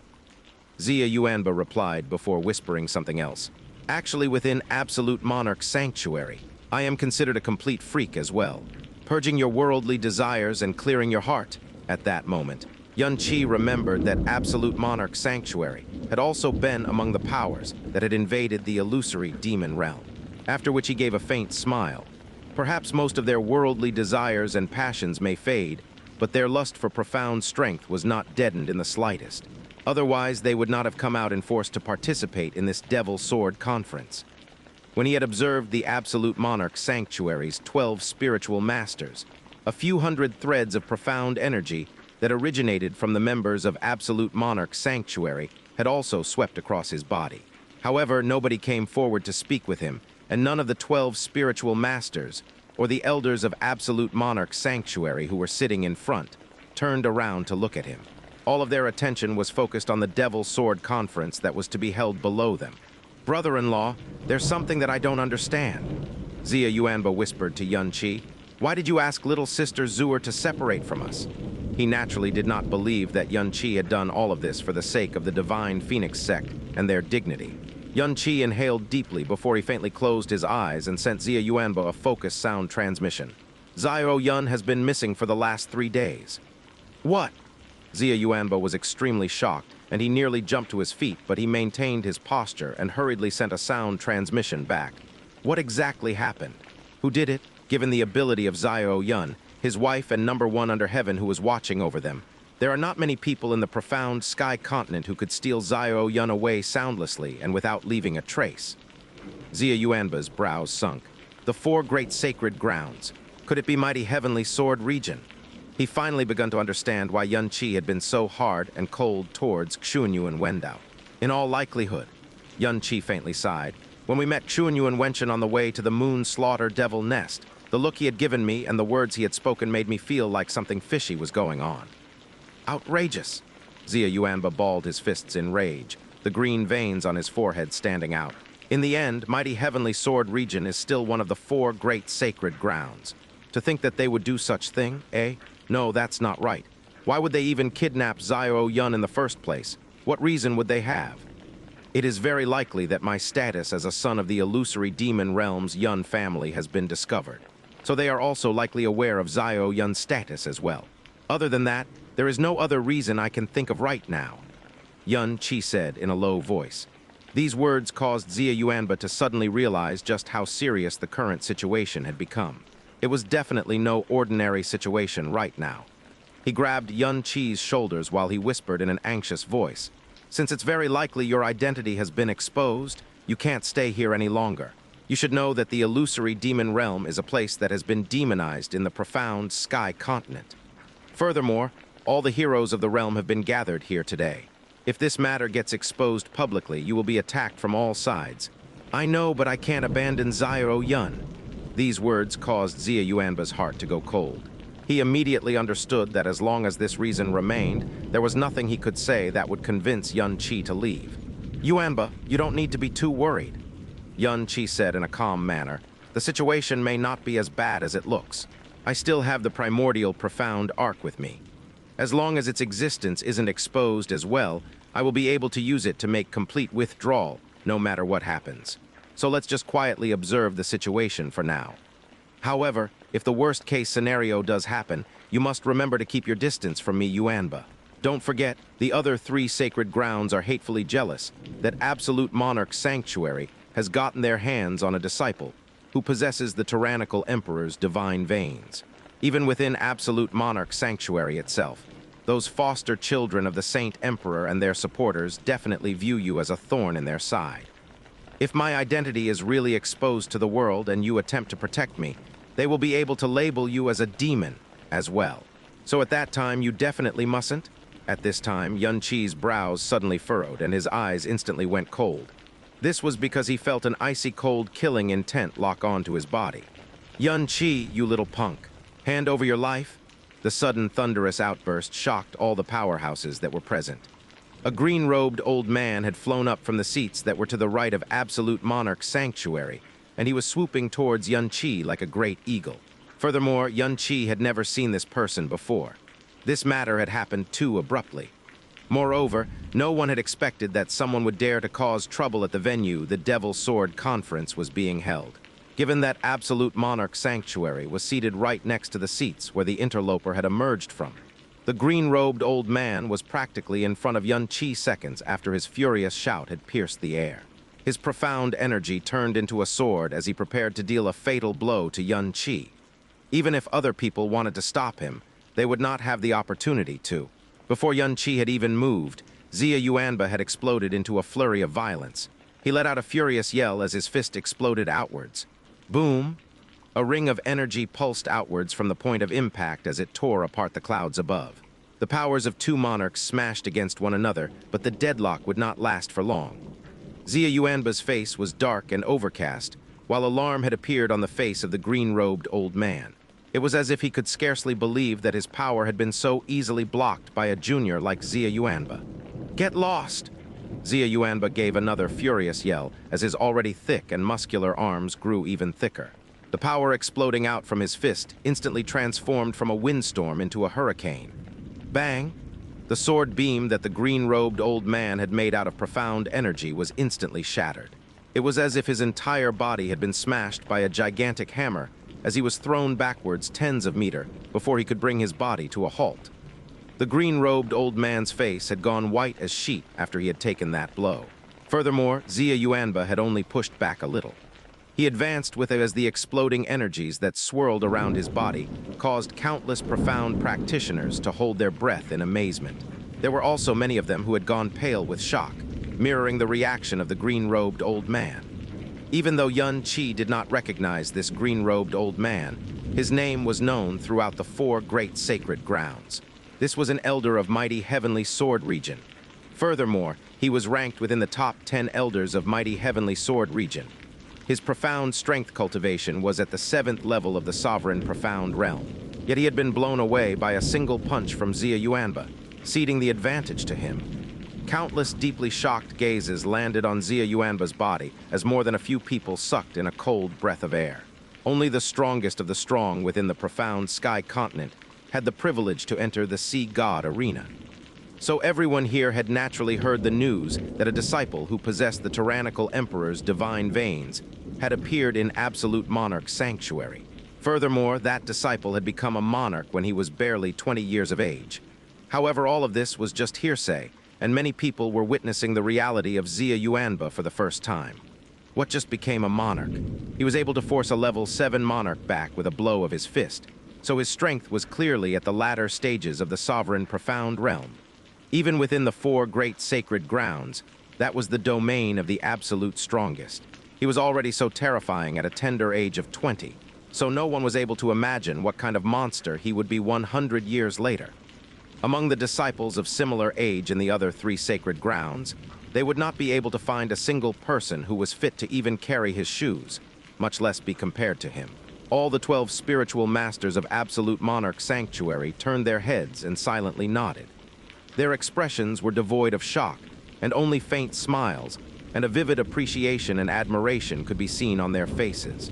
They were all pleased that Xia Yuanba's profound strength had improved by leaps and bounds once again, within this short period of time. Spiritual Master Ancient Blue slowly stood up and spoke in a calm and unhurried manner. Xianxia Jiu, as an elder of mighty heavenly sword region, What reason would provoke you to suddenly raise your hand against a junior? The name Xianxia caused Yunqi's brows to twitch. It was him after all, the ninth elder of mighty heavenly sword region, Xianxia, Xianxia Yufeng's father, Ling Yun, and Ling Jai's grandfather. HMPH. After being beaten back by Xia Yuanba's fist, the shock in Xianxia Ju's heart had long ago exceeded his rage, but if he retreated just like this, he would definitely lose all of his dignity. He stared at Yunqi before roaring in rage. This little punk Yunqi not only harmed 2 elders of our mighty heavenly sword region, he even made a move to kill my beloved daughter before. If I don't rip him to pieces today, how can I still call myself a father? Yunqi still remained seated while a cold smile spread across his face. Xianxia Yufeng's heart was venomous and wicked, while her methods were sinister and despicable. If not for the fact that she was Ling Jai's mother, even killing her 10 times over would not allow me to fully vent my hatred towards her. In the end, I spared her life, but if you're not grateful to me, that's fine. But to think that you actually had the face to bark wildly in front of me right now. You're looking for death, you young punk. Yunqi's words had undoubtedly added fuel to the fire, causing Xianxia to become even more enraged. I would request that the 2 gentlemen here let their anger subside. A calm and languid voice rang out from where Supreme Ocean Palace was seated. Zai Jai slowly stood to face him, a bland smile on his face. The grievances that the 2 of you have against each other isn't something that an outsider should get involved in. All the heroes of the realm have gathered here today for one thing, and one thing alone, and that is the Devil Sword Conference. So this matter brooks no further delay. Furthermore, even if it was not for the sake of the Devil Sword Conference, but as all of you are honored guests of Supreme Ocean Palace, we are naturally unwilling to see a single one of our honored guests encounter any distress. So I would have to request that 2 of you show this old man some face. Even though you have a great grievance against each other, I would request that you settle it after the both of you have left Supreme Ocean Palace. After being blown away by Xia Yuanba's fist, Xianxia's dignity had already gone down the drain. It was hard to get off the back of a tiger, but Zai Jai's words had undoubtedly given him a pretext to back down gracefully. Xianxia flung out the sleeve of his robe as he gave a furious snort. Fine. For the sake of Zai Jai, I will let this young punk live for a few more days. Yunqi, you young punk. I heard that your master is the old man Duocean who should have returned to the dust many ages ago, and that he has the ability to traverse the heavens and divide the earth. Ha ha ha ha. Even if it was the Heavenly King himself, I wouldn't be afraid of him, much less some old man Duocean. But I do want to see just how he will keep you safe from me once the time comes. Yunqi. Ridiculous, Xia Yuanba said in a contemptuous voice. If you want to touch a hair on my brother-in-law's head, you'll have to get past me first. It's too bad that you can't even beat a junior like me.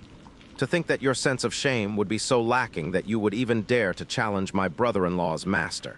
Aren't you afraid that you'll become the laughing stock of the entire profound world? You! Xianxia stared at Xia Yuanba as he nearly spat a mouthful of blood out. Yuanba, do not be disrespectful. Spiritual Master Ancient Blue chided him in a placid voice. Xianxia Wendao took to the skies and arrived at Xianxia's side. Ninth Elder, this isn't the time to settle your personal grievances. Let's speak of this again once the Devil Sword Conference has ended. He cupped his hands towards where Absolute Monarch Sanctuary was seated before saying, the Ninth Elder loves his daughter with all of his heart. So in a fit of passion, he disturbed everyone from Absolute Monarch Sanctuary. I beg for your forgiveness on his behalf, Ninth Elder. Let's return to our seats. He gave Yunqi a bland look before pulling Xianxia back towards where mighty heavenly sword region was seated. Ninth Elder, you are being too rash. Father already gave strict orders that no one is allowed to make trouble with Yunqi before the Devil Sword Conference begins. Xianxia Wendao said in his sound transmission to Xianxia. HMPH, I simply can't understand this.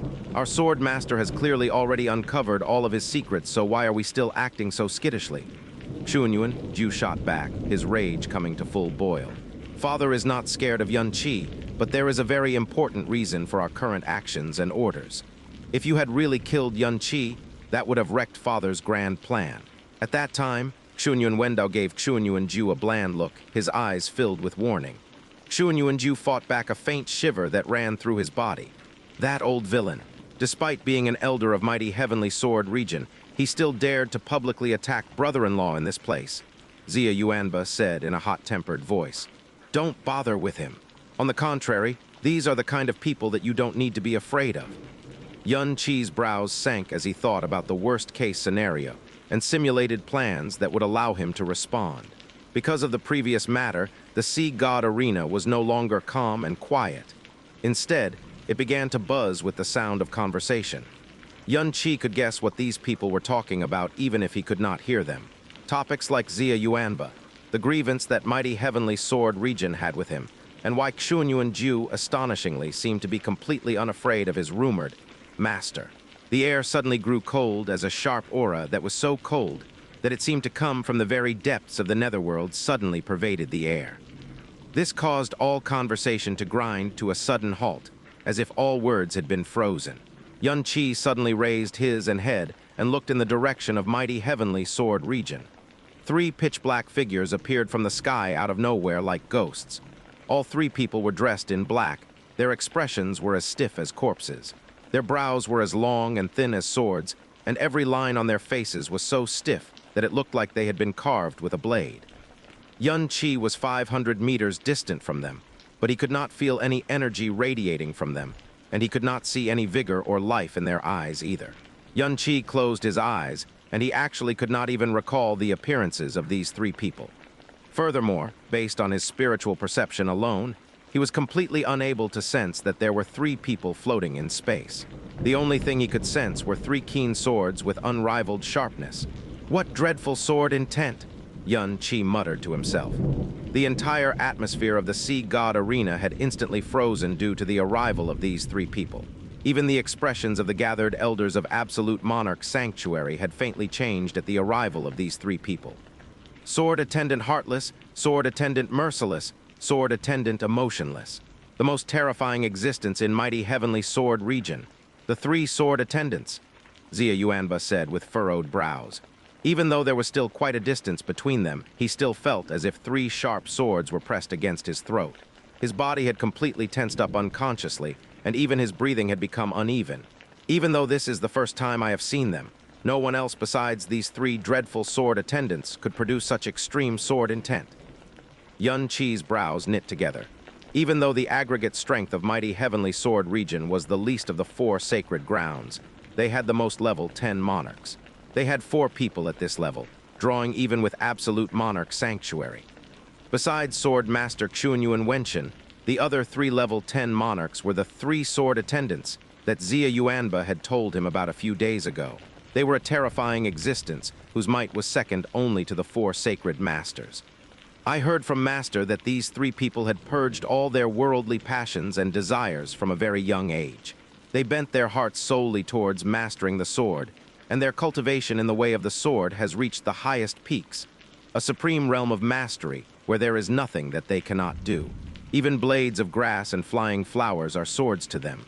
With a thought, they can summon countless blades of sword energy. They are able to kill someone without leaving a single trace. It was said that if all 3 of them joined forces, they would be able to rival a leader of a sacred ground. Xia Yuanba's voice was low and deep. When he had brought up the 3 sword attendants earlier, it had only been a cursory introduction. But right now, after learning about Yun Qi's situation, his heart felt incredibly heavy when he introduced these 3 people yet again. The 3 men floated down from the sky, and they sat down at the front of where mighty heavenly sword region was being seated. As the young sword master, Xuanyuan Wendao got up from his seat at the fastest speed possible to greet them, his attitude respectful and reverential. From this act alone, one could see just how exalted their status were in mighty heavenly sword region. Yun Qi's gaze swept across the venue before his eyes landed on where Supreme Ocean Palace was being seated. The most eye-catching sight was those 7 old people who sat at the very front. They were all sitting side by side and they were dressed in the exact same clothes, but each of their outfits were of a different color. The gathered elders of Supreme Ocean Palace were garbed in light blue, but these 7 people were dressed in red, orange, yellow, green, cyan, blue, and purple. The way they were dressed seemed to represent all the colors of the rainbow. Xia Yuanba followed Yun Qi's gaze before speaking. Those 7 people are the 7 venerable ones of Supreme Ocean Palace. Venerable Purple and Venerable Blue, who are seated in the middle, are both level 10 monarchs who are able to rival the 3 sword attendants. Yun Qi's gaze went from the 7 venerable ones of Supreme Ocean Palace to Zai Jai. Zai Jai's seat was astonishingly in front of even the 7 venerable ones. It was as if Zai Jai had felt Yun Qi's gaze because he turned to look at him at the same time. He gave a small nod of his head and a faint smile. To the right of Supreme Ocean Palace was the area Sun Moon Divine Hall was being seated. All of the people seated their war clothes that were emblazoned with a sun and a moon. The 5 people who were seated in the very front looked ancient, but the sun and moon emblazoned on their clothes glowed with a luminosity that almost seemed real. These 5 ancients sat together, and the aura they released was dense and primal. It was as if their auras had mingled to create an independent and small world, one which others would have no hope of stepping into. Those 5 people are Sun Moon Divine Hall's Sun Moon Divine Envoys. They are Divine Envoy Heaven's Equal, Divine Envoy Blazing Sun, Divine Envoy Moon Punisher, Divine Envoy Star Banisher, and Divine Envoy Earth Turner, respectively. Among these 5, Divine Envoy Heaven's Equal and Divine Envoy Blazing Sun are both level 10 monarchs. Divine Envoy Heaven's Equal is especially strong. He is the mightiest of the 5 Divine Envoys. His title, Heaven's Equal, basically indicates that he is of equal status and position as the heavenly monarch Yi Meixi. The other 3 Divine Envoys are all level 9 monarchs, Xia Yuanba explained to Yun Qi. Divine Envoys, so they chose to use the name of the gods in their titles. Yun Qi gave a quiet and cold chuckle before shooting a glance towards Yi Xinghan, who sat behind the 5 Sun Moon Divine Envoys. The young Divine Hall Master of Sun Moon Divine Hall would definitely not be absent from this Devil Sword conference. Furthermore, he stared straight at Yun Qi as well, his gaze full of venom and hate. When his eyes met with Yun Qi's eyes, his pupils immediately contracted, and he quickly averted his gaze, but the muscles on his face continued to twitch and writhe. Besides the 4 great sacred grounds, all the other powers from the profound sky continent that were gathered here were all sitting ramrod straight, none of them moving a single muscle. Their expressions were nervous and tense, their breathing was moderate and shallow, and even their whispering was done in the most cautious and discreet manners. All of these powers were naturally aware that the 4 great sacred grounds were the paramount existences within the profound sky continent, but they had definitely never imagined that the true power of the sacred grounds was actually this terrible. Monarchs, the legends that existed in their hearts and minds, an existence that they might encounter once every 1,000 years. Hundreds of them had appeared in this place. It was an event that was so shocking that it was highly plausible that they would remain dazed for many days. The entire Sea God Arena was shrouded in a gigantic curtain of light. Even Yun Qi's eyes were unable to penetrate that veil of light and see what lay within. But anyone would be able to guess that the eponymous Devil Sword of this Devil Sword conference lay behind this curtain of light. Time was flowing slowly, but at this moment, the light in the sky suddenly dimmed by a fraction. This small decrease in brightness was something that a normal person would definitely not be able to detect. But all those who were seated here were the most powerful individuals in the profound sky continent. Their spiritual perceptions were all extremely keen, and many of them had raised their heads to the sky the moment the light had dimmed. "Brother-in-law, quickly look," Xia Yuanba said as he raised his head to the sky. The blazing sun hung in the east, but it slowly crept towards the center. However, an extremely short and slim black scar had appeared at the border of the eastern sky. The fabled 13-star alignment. Is it really going to appear now? Xia Yuanba muttered to himself. At the same time, the entire Sea God Arena began rumbling with noise. In the eastern part of the Sea God Arena, a beam of sword energy pierced the heavens. It was as if a blazing meteor had descended from the sky. The light it gave off was so piercing that everyone was blinded for a moment. Under that light, a green figure slowly appeared within the space that had been slashed open by that sword beam. He was all dressed in green, and his sword might was boundless. Once he appeared, it was as if an emperor was arriving in all of his pomp and glory, causing the hearts and souls of all who were gathered to tremble with fear. Following the arrival of this person, every single member of Mighty Heavenly Sword Region, from the lowest disciple to the mightiest sword attendant, rose from their seats and bowed in greeting. The absolute sword of Heaven's might is peerless and unmatched in this world. We welcome the Sword Master, the Sword Master of Mighty Heavenly Sword Region, Cang Yue and Wenshin. Ha ha ha ha! Wild laughter rang out from the western section of the Sea God Arena, which was directly opposite Cang Yue and Wenshin. Amidst this wild laughter, The empty air above that area suddenly shone with a glaring, profound light. It was as if a burning sun was being born. On the other side, a luminous waning moon also appeared floating in the air. One sun and one moon instantly suppressed all the light in this area, and even the real sun that hung in the eastern sky seemed dimmer under the light of this sun and moon. A tall and upright figure slowly walked out between the light that was emitted from this sun and moon. He was garbed in white, and his eyes twinkled like cold stars as a mighty aura that rivaled Xianxia Cultivation's descended from above. This caused all of the profound practitioners who were sitting in the western section of the Sea God Arena to shiver fiercely, as they could barely resist the urge to kneel on the floor and prostrate themselves in worship. Of the blazing sun and punishing moon, the heavenly monarch equals the heavens. We greet the heavenly monarch. This time, all of the profound practitioners of Sun Moon Divine Hall had gotten to their feet before they kneeled down in obeisance. The holy master of Sun Moon Divine Hall, the one who possesses the title of Heavenly Monarch, Xianxia, Xianxia muttered to himself. Xianxia appeared to be a middle-aged man. He looked far younger than Xianxia had expected. In the southern part of the Sea God Arena, a faint yellow light descended from the skies right in front of where Absolute Monarch's sanctuary was seated. Within that yellow light, a frail and thin figure dressed in white clothes appeared. The moment that weak and frail figure appeared, all of the spiritual masters, elders, and disciples of Absolute Monarch's sanctuary, Xia Yuanba included, all swiftly stood to their feet as they clasped their hands and shouted a greeting. Absolute Monarch Saint Emperor, ruler of the myriad boundaries, we welcome the Saint Emperor. More than 100 monarchs and 400 sovereigns shouted that greeting at the same time. The profound energy that shook the air was mighty indeed. Xianxia was extremely close by, and he was still heavily injured, so he did not react in time to shield himself. He was so shaken by the profound energy that his chest felt heavy and his vision swam, his wounds nearly opening up again due to the impact.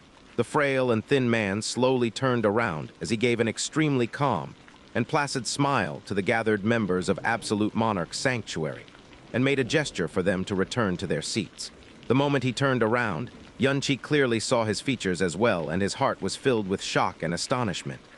Huangji Wuyu, the Saint Emperor of Absolute Monarch's sanctuary, the leader of the 4 sacred grounds, the man who was publicly acknowledged as the most powerful person in the profound sky continent. As one of the supreme powers whose existence was legendary, everyone thought that he would definitely possess a matchless and majestic figure, and that his aura would shake the heavens. But what appeared in Xianxia's eyes was a frail and thin young man, who did not look to be more than 16 years of age. But his gaze was that of an ancient man. His eyes looked like they had seen the rise and fall of 100 ages. Xianxia Cultivation's aura was incomparably sharp. It was as if 10,000 swords had descended from the sky. Xianxia's aura was boundless and majestic, and it seemed as if it could collapse the sky. Huangji Wuyu, on the other hand, projected an aura that was not tyrannical in the slightest. There was no attacking intent in it. Actually, Xianxia could not even sense the presence of any profound energy from his body. It was as if he was mere commoner who did not even practice the profound way. Huangji Wuyu's gaze touched Xianxia, and it lingered there for a second.